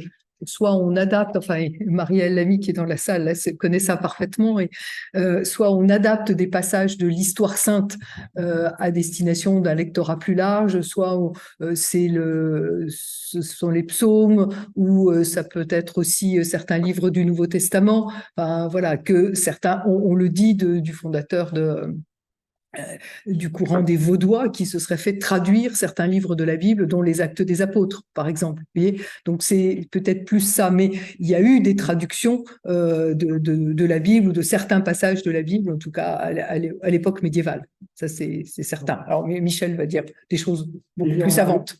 Énormément de traductions de la Bible. Il y a ce qu'on appelle la Bible française du XIIIe siècle, qui est une traduction systématique de la Bible. Et il y a eu très très tôt une traduction française des 4 livres des rois, ce qu'on appelle maintenant les 2 livres de Samuel et les 2 livres des rois. Mais on a énormément... on traduisait sans la moindre contrainte.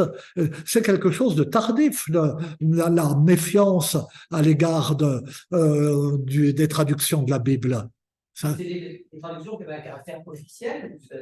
Non, elles n'avaient pas un caractère officiel, et c'est comme ça qu'au Moyen-Âge, on entend une traduction.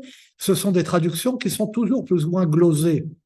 À une époque où il n'y a pas de note de bas de page, et le commentaire fait partie de la traduction. Ou alors, mais c'est dans des œuvres latines et plus élevées, mettons, où on a le texte et puis des commentaires autour de la page, dans la mise en page. Mais dans les manuscrits, dans les langues vernaculaires, il n'y a pas, il y a la traduction et puis un commentaire qui est comme mis entre parenthèses ou comme une note. Ça se présente comme ça. Ces traductions ne sont pas officielles. Ce n'est pas comme aujourd'hui où la liturgie est en langue vulgaire, donc il y a une version officielle. Là non, puisque la liturgie est par définition en latin. Mais c'est pour aider les fidèles, et on ne voit aucun mal à ce qu'ils lisent ou se fassent lire, parce qu'il y a aussi le fait que pour nous, savoir lire et écrire et être cultivé, ça va ensemble. Au Moyen-Âge, c'est pas tout à fait ça. C'est-à-dire qu'un marchand peut savoir tenir ses comptes, etc., et être inculte, et un prince peut, ça m'indigne quand il signe et gratigne le vélin, comme dit Hugo dans Le Pas d'armes du roi Jean, de mal écrire ou mal lire, mais ça fait rien, il se fait lire. Et il peut être extrêmement cultivé par ce qu'il a entendu. Et il y a même chez des gens qui sont de grands savants, enfin, excusez-moi, ça, mais quelque chose que j'ai vu cet après-midi même, j'aurais mieux fait, je ne savais pas encore que je vais parler, bon.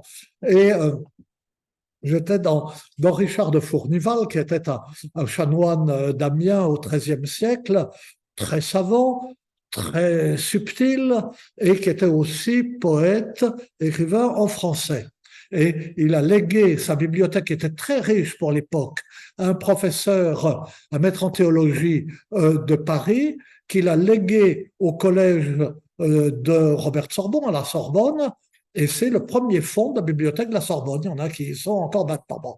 Mais Richard von Laval a écrit des poèmes d'amour et un bestiaire d'amour, hein, et en prose, hein, où il utilise les caractéristiques des animaux pour essayer, comme un dernier effort pour que sa belle veuille de lui, elle veut pas, enfin bon, c'est très amusant. Et ça commence de façon tellement subtile et raffinée et tellement intellectuelle que c'est pas étonnant que la fille veuille pas de lui, bon ça c'est autre chose.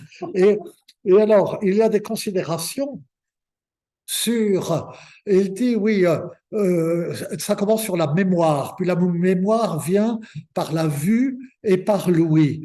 Et alors l'écrit, comme il dit, tient de la vue et de l'ouïe. Il tient de l'ouïe parce que quand on lit, on en écoute, et il tient de la vue parce que la lettre est peinte. Et donc, il considère lui, quelqu'un enfin, qui vit dans les livres et qui lisait tout seul, il considère que normalement, on lit à haute voix. Qu'il est, en tout cas pour le français, normalement pour ce qu'il écrit, il n'est pas naturel de lire à voix basse. Donc au IVe siècle, Saint-Augustin était épaté parce qu'Ambroise lit sans remuer les lèvres, mais au XIIIe siècle, Richard de Fournival, au moins, là encore, il écrit pour sa dame, quelle était la culture de la dame. Mais enfin, bon, dans la chanson de geste, belle dohette à se fenêtre, se siette, lit en un livre, mais au cœur ne l'en tient, donc elle lit bien toute seule. C'est à haute voix. Souvent, au XIIIe siècle, à le moment de la liturgie eucharistique, quand c'était des textes, il n'y avait pas de texte de l'Ancien Testament, il y avait juste un évangile, c'était. Ah ben, c'était comme de jeune, madame, c'était jusqu'à la réforme liturgique de Vatican II. Déjà comme ça.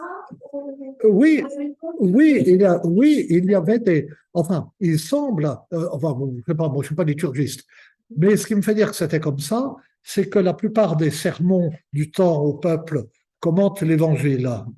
Mais on a une série de sermons wallons, donc c'est le dialecte picard-wallon, enfin la forme du français picard-wallonne qui est la même, qui sont comme ça, des sermons du temps et qui tantôt commentent l'Évangile, tantôt l'Épître. Et donc, il y avait bien les deux. Et puis ce problème, Gerson dit à un moment, il parle des mystères de la foi. Et il dit les mystères de la foi, on ne comprend pas. Ils sont évidemment, on ne peut pas les pénétrer jusqu'au bout. Ils sont incompréhensibles et en même temps, on comprend un peu quand même. Sinon, eh bien, les mystères de la foi, c'est comme le latin pour la simple gens. Ils vont à la messe, ils ne savent pas le latin, et ils comprennent quand même. Voilà. C'est rassurant.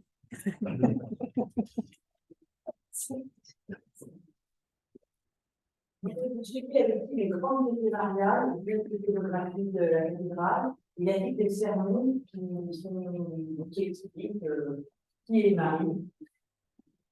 Oui, alors Catherine, je vais vous laisser parce que vous avez préparé vos extraits. Ah non, je vais pas gêner. Mais non, juste au moment où Marielle s'en va, là, je parle sans filet. Ben, non, mais le père Longère explique assez longuement aussi le passage de la vocation de comment je dis, Sainte Marie à Notre-Dame. Enfin, je pense que oui, on peut. Alors, la preuve, c'est pour ça que je commence à ouvrir mon livre. Si vous voulez, j'ai pas fait une enquête très très précise, mais la troisième partie des sermons au peuple est en fait une sorte de petit sanctoral, c'est-à-dire des sermons qui sont liés à des fêtes importantes de l'année, d'où qui commencent d'ailleurs par la Trinité, tout Seigneur, tout honneur, la dédicace, etc. Et là, on a un certain nombre de fêtes mariales qui sont retenues, qui laissent laisse entendre, si vous voulez, qu'il est effectivement important de prêcher sur la Vierge, la purification, la Vierge, la Chandeleur qui va arriver là, et qui était une fête très très importante au Moyen-Âge, très appréciée des fidèles, et puis l'Assomption de la Vierge. Voilà, ce sont les deux seuls sermons à proprement parler. Après, il faudrait regarder, j'avoue que Pascal, vous connaissez peut-être mieux les textes que moi, s'il y a beaucoup d'allusions à Marie dans les textes, forcément, dans les différents évangiles qui sont commentés. Et puis, vous avez raison de parler d'iconographie de la cathédrale. Ça... Oui, c'est un travail qui reste encore à faire. Ce que je peux simplement signaler ici, c'est que donc vous avez vu cette volonté d'inscrire en fait le cycle liturgique dans un cycle de l'enfance, donc en commençant l'année le jour du 1er janvier, la circoncision, en le terminant avec l'incarnation, Noël. Donc déjà là, il y a quelque chose qui est marial en fait. Et puis, donc dans une note, le Père Longère note que la cathédrale s'appelait Sainte-Marie et qu'on a commencé à parler de Notre-Dame vers 1280, donc un siècle après. Et dans le petit film auquel j'ai fait allusion, il explique les raisons pour lesquelles on serait passé à Notre-Dame plutôt que Sainte-Marie. Il y en a une qu'on peut trouver, par exemple, expliquée par Thomas d'Aquin au XIIIe siècle. On dit Seigneur, notre Dominus, Seigneur, et Domina, donc en fait, est le féminin de Dominus. Et donc, ça, c'est une manière, en fait, finalement, de placer la Vierge quasiment à la hauteur du Christ. Donc, vous avez ce qui a été dit, c'est qu'il y a un développement du culte marial un petit peu après Maurice de Sully, mais qu'il y a déjà dans ses sermons tout un travail à faire pour aller chercher quel type de dévotion mariale il pouvait avoir. Mais vous avez peut-être des... Non, je assez parler comme ça. Voilà. Oui, je dis ça, est-ce qu'à l'époque il y a eu du plagiat dans l'affirmative? Est-ce que vous avez des anecdotes avec les sermons? Voilà. Oui, mais ce n'était pas considéré comme vilain de plagier. Parce que vous savez, c'était dans la continuité de l'activité intellectuelle. Il y a un texte fameux de Saint Bonaventure où il dit, voilà, on distingue le copiste qui copie juste le texte d'un autre. Et puis, j'ai oublié celui le compilateur, qui copie le texte, et puis, mais qui réunit les textes de plusieurs, qui arrange ça. Donc, il intervient dans l'organisation. Et puis, il y a le commentateur qui prend le texte de quelqu'un ou de plusieurs, mais qui ajoute quelque chose de lui, mais la partie des autres est plus importante que celle de lui. Et puis, il y a l'auteur. Alors lui, la partie qui est de lui est plus importante que celle des autres. Mais celle des autres, elle est là toujours. Non, ça ne les gênait pas particulièrement. Et d'ailleurs, ce qui fait d'ailleurs la force et la beauté, par exemple, du style de Saint-Bernard, c'est que, enfin, bon, évidemment qu'il n'y avait pas de ponctuation, pas de guillemets, mais sa phrase est nourrie de citations scripturaires, quelquefois toute une proposition, quelquefois un mot seulement, mais sans qu'il le signale. Ça vient comme ça, il est porté par l'écriture et voilà, il est un perpétuel commentateur de l'écriture. On la connaît beaucoup par cœur. Comme Michel Zin connaît les textes médiévaux par cœur et les cite spontanément, c'est un petit peu la même chose, si vous voulez. Et je crois qu'il n'y a pas du tout cette culture du plagiat, comme on vient de vous le dire. Vous qui aimez bien faire les liens avec l'iconographie, on peut renvoyer à ces vitraux de Chartres qui illustrent la fameuse devise qu'on prête à Bernard de Chartres, à tort ou à raison, je ne sais pas, mais nous sommes des nains perchés sur les épaules de géants. Donc finalement, on se nourrit de toutes les générations précédentes pour voir plus loin, pour faire un peu autrement, mais en ayant complètement assumé cette tradition, si vous voulez. Donc voilà, on n'a pas encore de Tournival de tout à l'heure, commence son message d'amour en disant chacun sait quelque chose, mais personne ne sait tout. Mais comme chacun sait quelque chose, si on réunit tout ce que fait chacun, et si on a de la mémoire de ce qui s'est dit autrefois, on finit par tout savoir.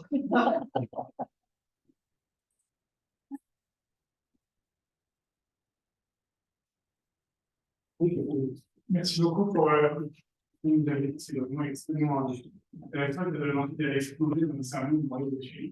Je, je, je, je vous interromps juste un instant, Père, pour préciser qui vous êtes. Voilà, donc c'est le Père Jean-Baptiste Arnaud, qui est curé de Saint-Louis en Lille et professeur au Collège des Bernardins, voilà, et qui a travaillé par ailleurs sur les homélies du cardinal Lustiger, si j'ai bonne mémoire. Un Voilà. autre bout de l'histoire, mais est-ce que vous auriez quelque chose à noter sur ce que ça révèle de la culture de l'évêque à cette époque?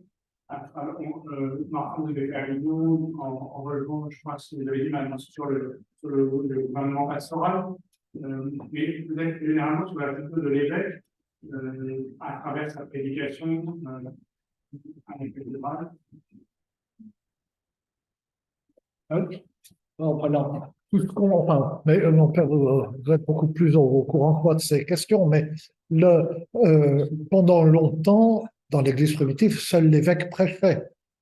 Et donc, il est resté que la prédication de l'évêque était importante et probablement, mais ça, que l'évêque sentait de sa responsabilité de veiller à la prédication de ses prêtres, puisqu'il déléguait en quelque sorte un pouvoir qui, à l'origine, était lui. Et dans le canon du Concile de Tours auquel je faisais allusion, et il me semble rappeler que c'est enfin, dans l'environnement des textes de ce concile, ça se paraît, il me semble rappeler que c'est ça, mais je me trompe peut-être que c'est une sorte d'impulsion épiscopale qui est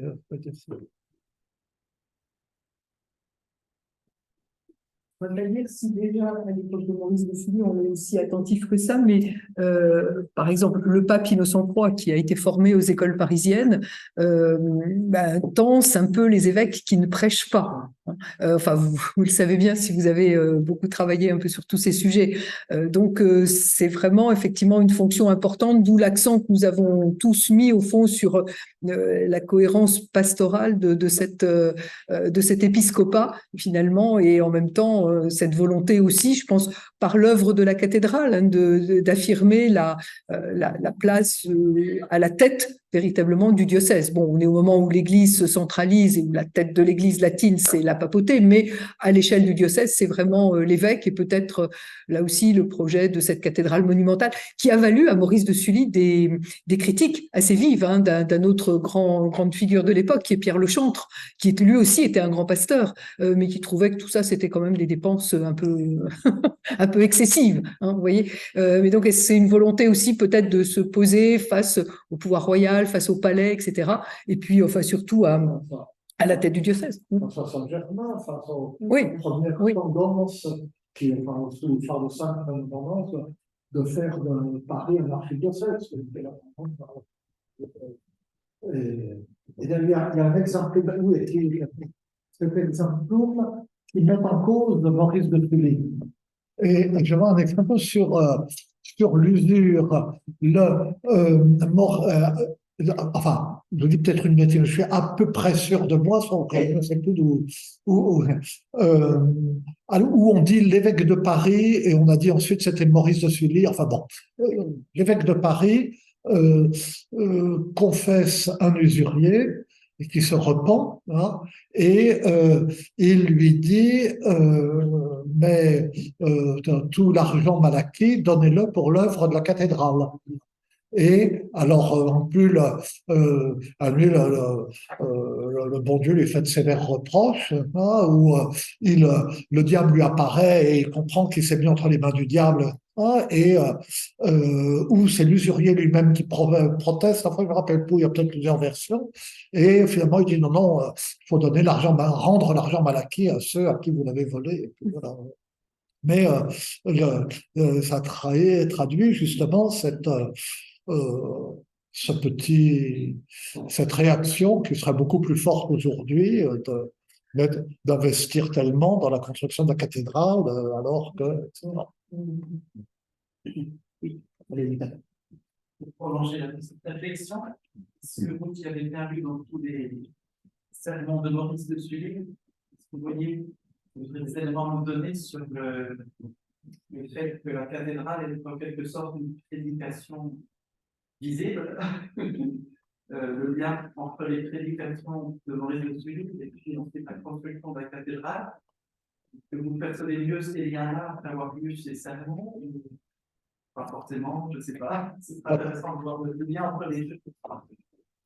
Alors, effectivement, il faut se poser cette question. Là, vous voyez bien que le texte vient juste de sortir en quelque sorte et que donc c'est un travail à faire en coopération avec des historiens de l'art, des architectes, etc. Et que, il faut réunir les compétences parce que ceux qui sont éditeurs de textes ne sont pas forcément des spécialistes de décors sculptés ou vitrés. Donc, il va y avoir un travail à faire là-dessus. Et la pierre est plutôt dans le camp maintenant des spécialistes d'histoire de l'art qui vont devoir s'emparer de ces textes pour voir s'il y a quelque chose à en tirer. D'une façon générale, l'idée d'une Bible de pierre accessible aux humbles n'est pas totalement juste, parce que partout, beaucoup de chapiteaux, d'illustrations renvoient soit à des scènes de la Bible qui ne sont pas les plus connues, soit ont une signification spirituelle abstraite, en quelque sorte. Le chapiteau du Moulin Mystique à Wieswesley, où on voit Moïse, il faut savoir que c'est Moïse, verser le grain de l'ancienne loi dans le moulin qui est le Christ. On voit la croix du moulin, enfin la roue du moulin avec la croix dedans, et en dessous, alors il est en tunique d'esclave, et en dessous, Saint Paul en toge d'homme libre qui récupère la fine farine du Nouveau Testament. Non, c'est pas évident, mais ça existait dans la ballade que Villon compose, qui a une place dans la bouche de sa mère, pas pour prier Notre-Dame, il faut dire femme je suis, pauvrette et ancienne, qui rien ne sait, on que l'être ne lut. Au Moutier, l'église voit, dont suis paroissienne, paradis peint où sont harpes et luttes, et un enfer où damnés sont bouillus. L'un me fait peur, l'autre joie et liesse, etc. Alors, on pourra aller au ciel. Donc là, effectivement, c'est. Alors, moi, je serais aussi assez prudente sur ce sujet, dans la mesure où, comme on vous l'a expliqué, ces sermons sont faits pour être utilisés par les prêtres des paroisses de l'ensemble du diocèse. Donc, si vous voulez, il faut aussi qu'ils puissent être adaptés à tous les édifices, d'une certaine manière. Et on voit bien, par exemple, pour le sermon pour la dédicace, où on pourrait attendre peut-être des choses qui soient plus directement associées à l'édifice lui-même. C'est pas tellement le cas. Hein. Il glisse tout de suite sur la lecture spirituelle et allégorique de la cérémonie, ce qui évidemment après chacun peut s'en emparer dans quelque contexte que ce soit. Voilà. Donc c'est pour ça que je serais prudente. Mais comme dit Pascal, il y a des recherches à faire et c'est effectivement une question qu'on ne peut pas ne pas se poser quand on voit comment Maurice de Sully a suivi aussi ce projet de la cathédrale. Bien sûr. En fait, ça suggère beaucoup de recherches en théologie. C'est l'expert qu'on va trouver des candidats pour travailler notamment sur les théologies, sur la question de la place de la parole, du ministère des fêtes. C'est vraiment une belle matière, Merci. pour pouvoir travailler aussi et faire travailler des théologiens qui peuvent suivre le branche. Et surtout, si je peux me permettre, juste de rajouter une chose, vous disiez tout à l'heure, Pascal, qu'il faudrait faire un effort de parallèle entre les vices et vertus dans les sermons, voilà, et les cycles des vitraux. Et en fait, on peut retrouver aussi, moi je vois, je suis contemporanéiste, pardon. Nul n'est pas. Voilà, mais il y a eu un projet pastoral, en tout cas de représentation faite par Monseigneur Affre dans Notre-Dame, qui a suscité tout un débat au moment voilà, de la restauration de Notre-Dame, et qui est extrêmement intéressant en tout cas sur le cycle de représentation qu'il a voulu, avec une visée en fait sociale et avec des représentations particulières dans Notre-Dame. Donc il y avait cette idée aussi que certains évêques ont voulu imprimer dans Notre-Dame leur marque particulière, sans rentrer dans certains débats extrêmement contemporains sur la marque, voilà. Mais il me semble voilà, que ça serait intéressant, effectivement, j'abonde dans ce que vous dites, de lancer ces recherches qui sont entreprises par des théologiens, des historiens de l'art, voire des historiens sur Notre-Dame. Encore, on n'a pas utilisé le sujet de Notre-Dame. Alors, le mieux non plus, Oui, vous voyez, je voulais revenir sur les aspects pratiques de la prédication. Vous avez dit dans la phrase tout à l'heure que, si j'ai bien compris, donc ce serment était destiné d'abord au public, aux prêtres, pardon, et que c'était les prêtres qui les transmettaient au public, si je puis dire. Bon. Alors, moi, ça me pose, j'essaie de me représenter un peu les choses. Pour ce que j'en sais personnellement, je parle sous votre contrôle à tous.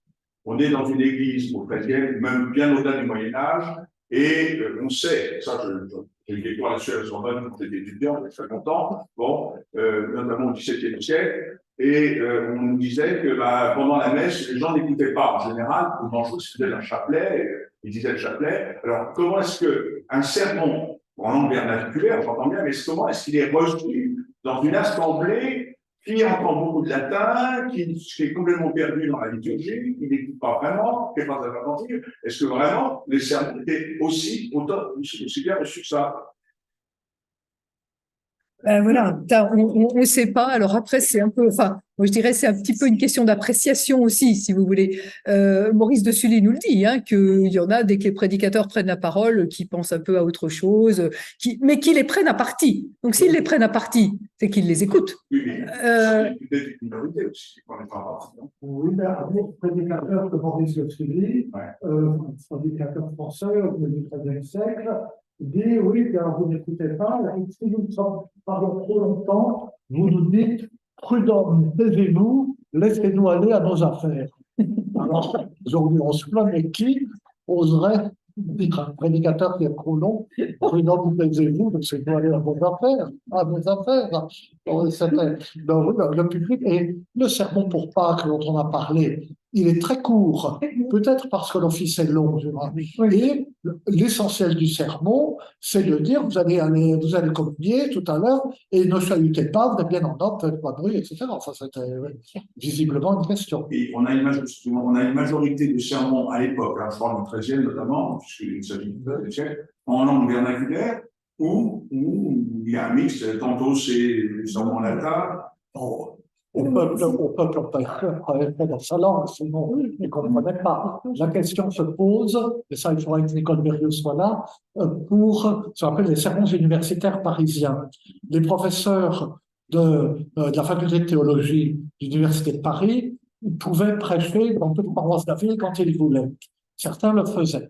Et il y avait des étudiants Fayot ou zélés, qui allaient écouter les sermons de leurs professeurs comme un complément du cours, et qui prenaient des notes. Et pour plusieurs années, on a des reportationes, en particulier d'un étudiant qui s'appelait Pierre de Limoges, et d'un étudiant qui courait les églises de Paris pour écouter les bons maîtres prêcher. Et alors il dit, ah oui, maître machin prêchait à telle église à 10 heures, et puis maître machin à Saint-Julien-de-Piauté à 11 heures, et alors donc j'ai pas la fin du sermon du premier, on va il s'excuse.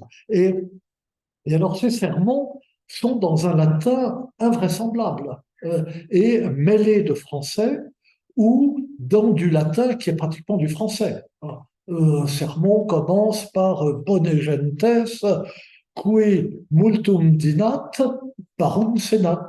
Celui qui déjeune beaucoup dit peu des choses. Puis de temps en temps, il y a des passages en français.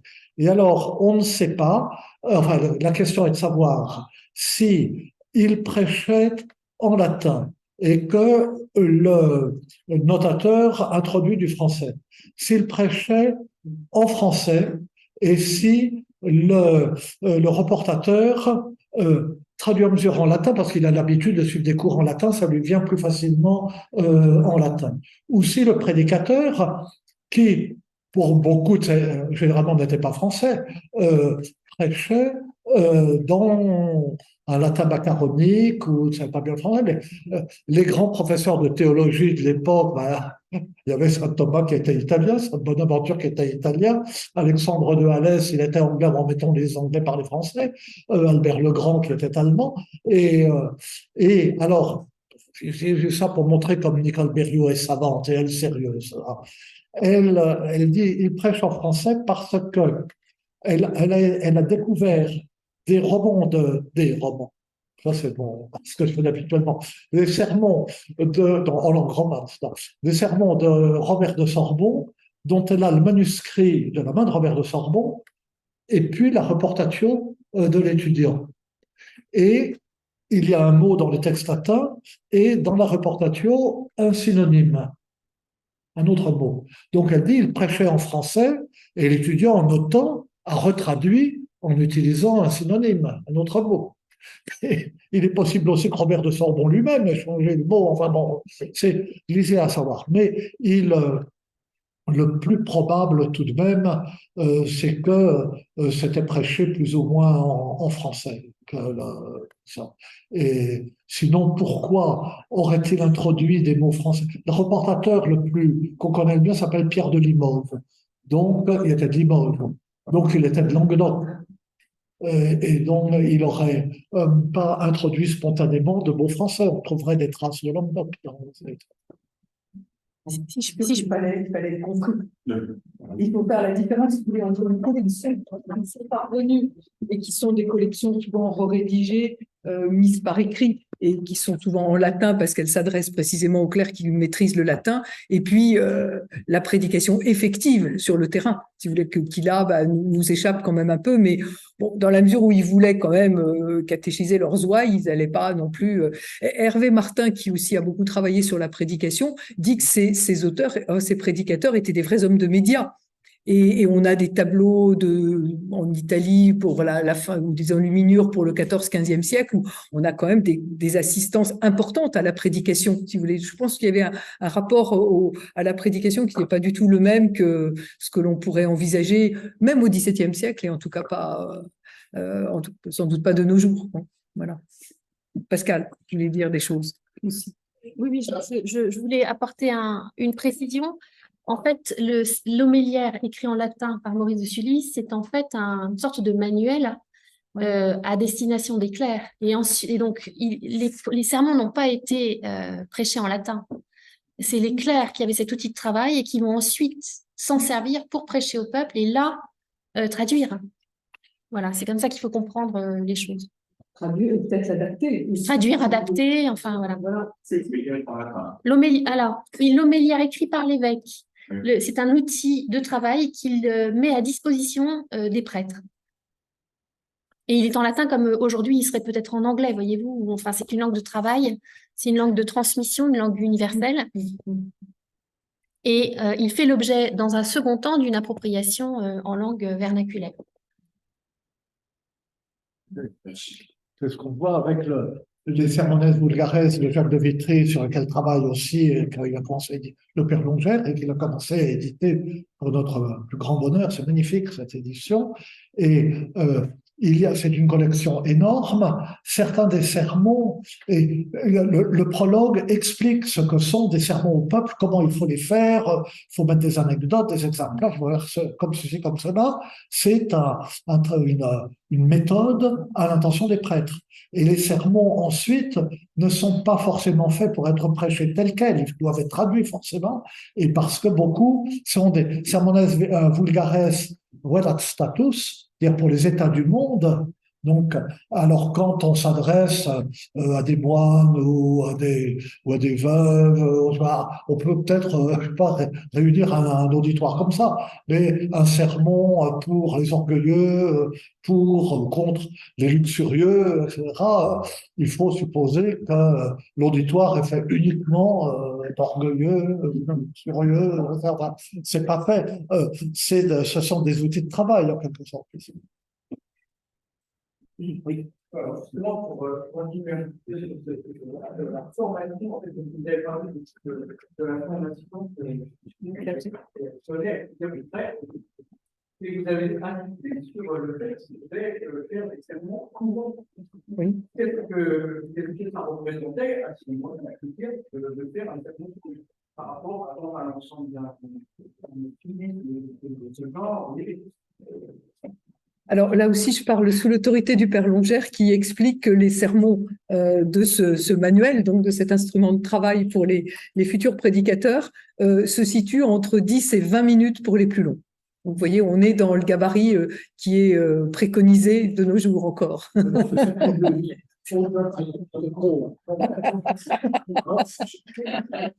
Mais on sait que les sermons enfin, qui étaient donnés en dehors de la liturgie, notamment en temps de carême, pouvaient être beaucoup plus longs. Aujourd'hui, c'est 10 minutes, pas plus, c'est dans la raison. Oui, mais c'est pas forcément suivi partout, hein. Ah non, c'est pas l'éloquence de la chair, là.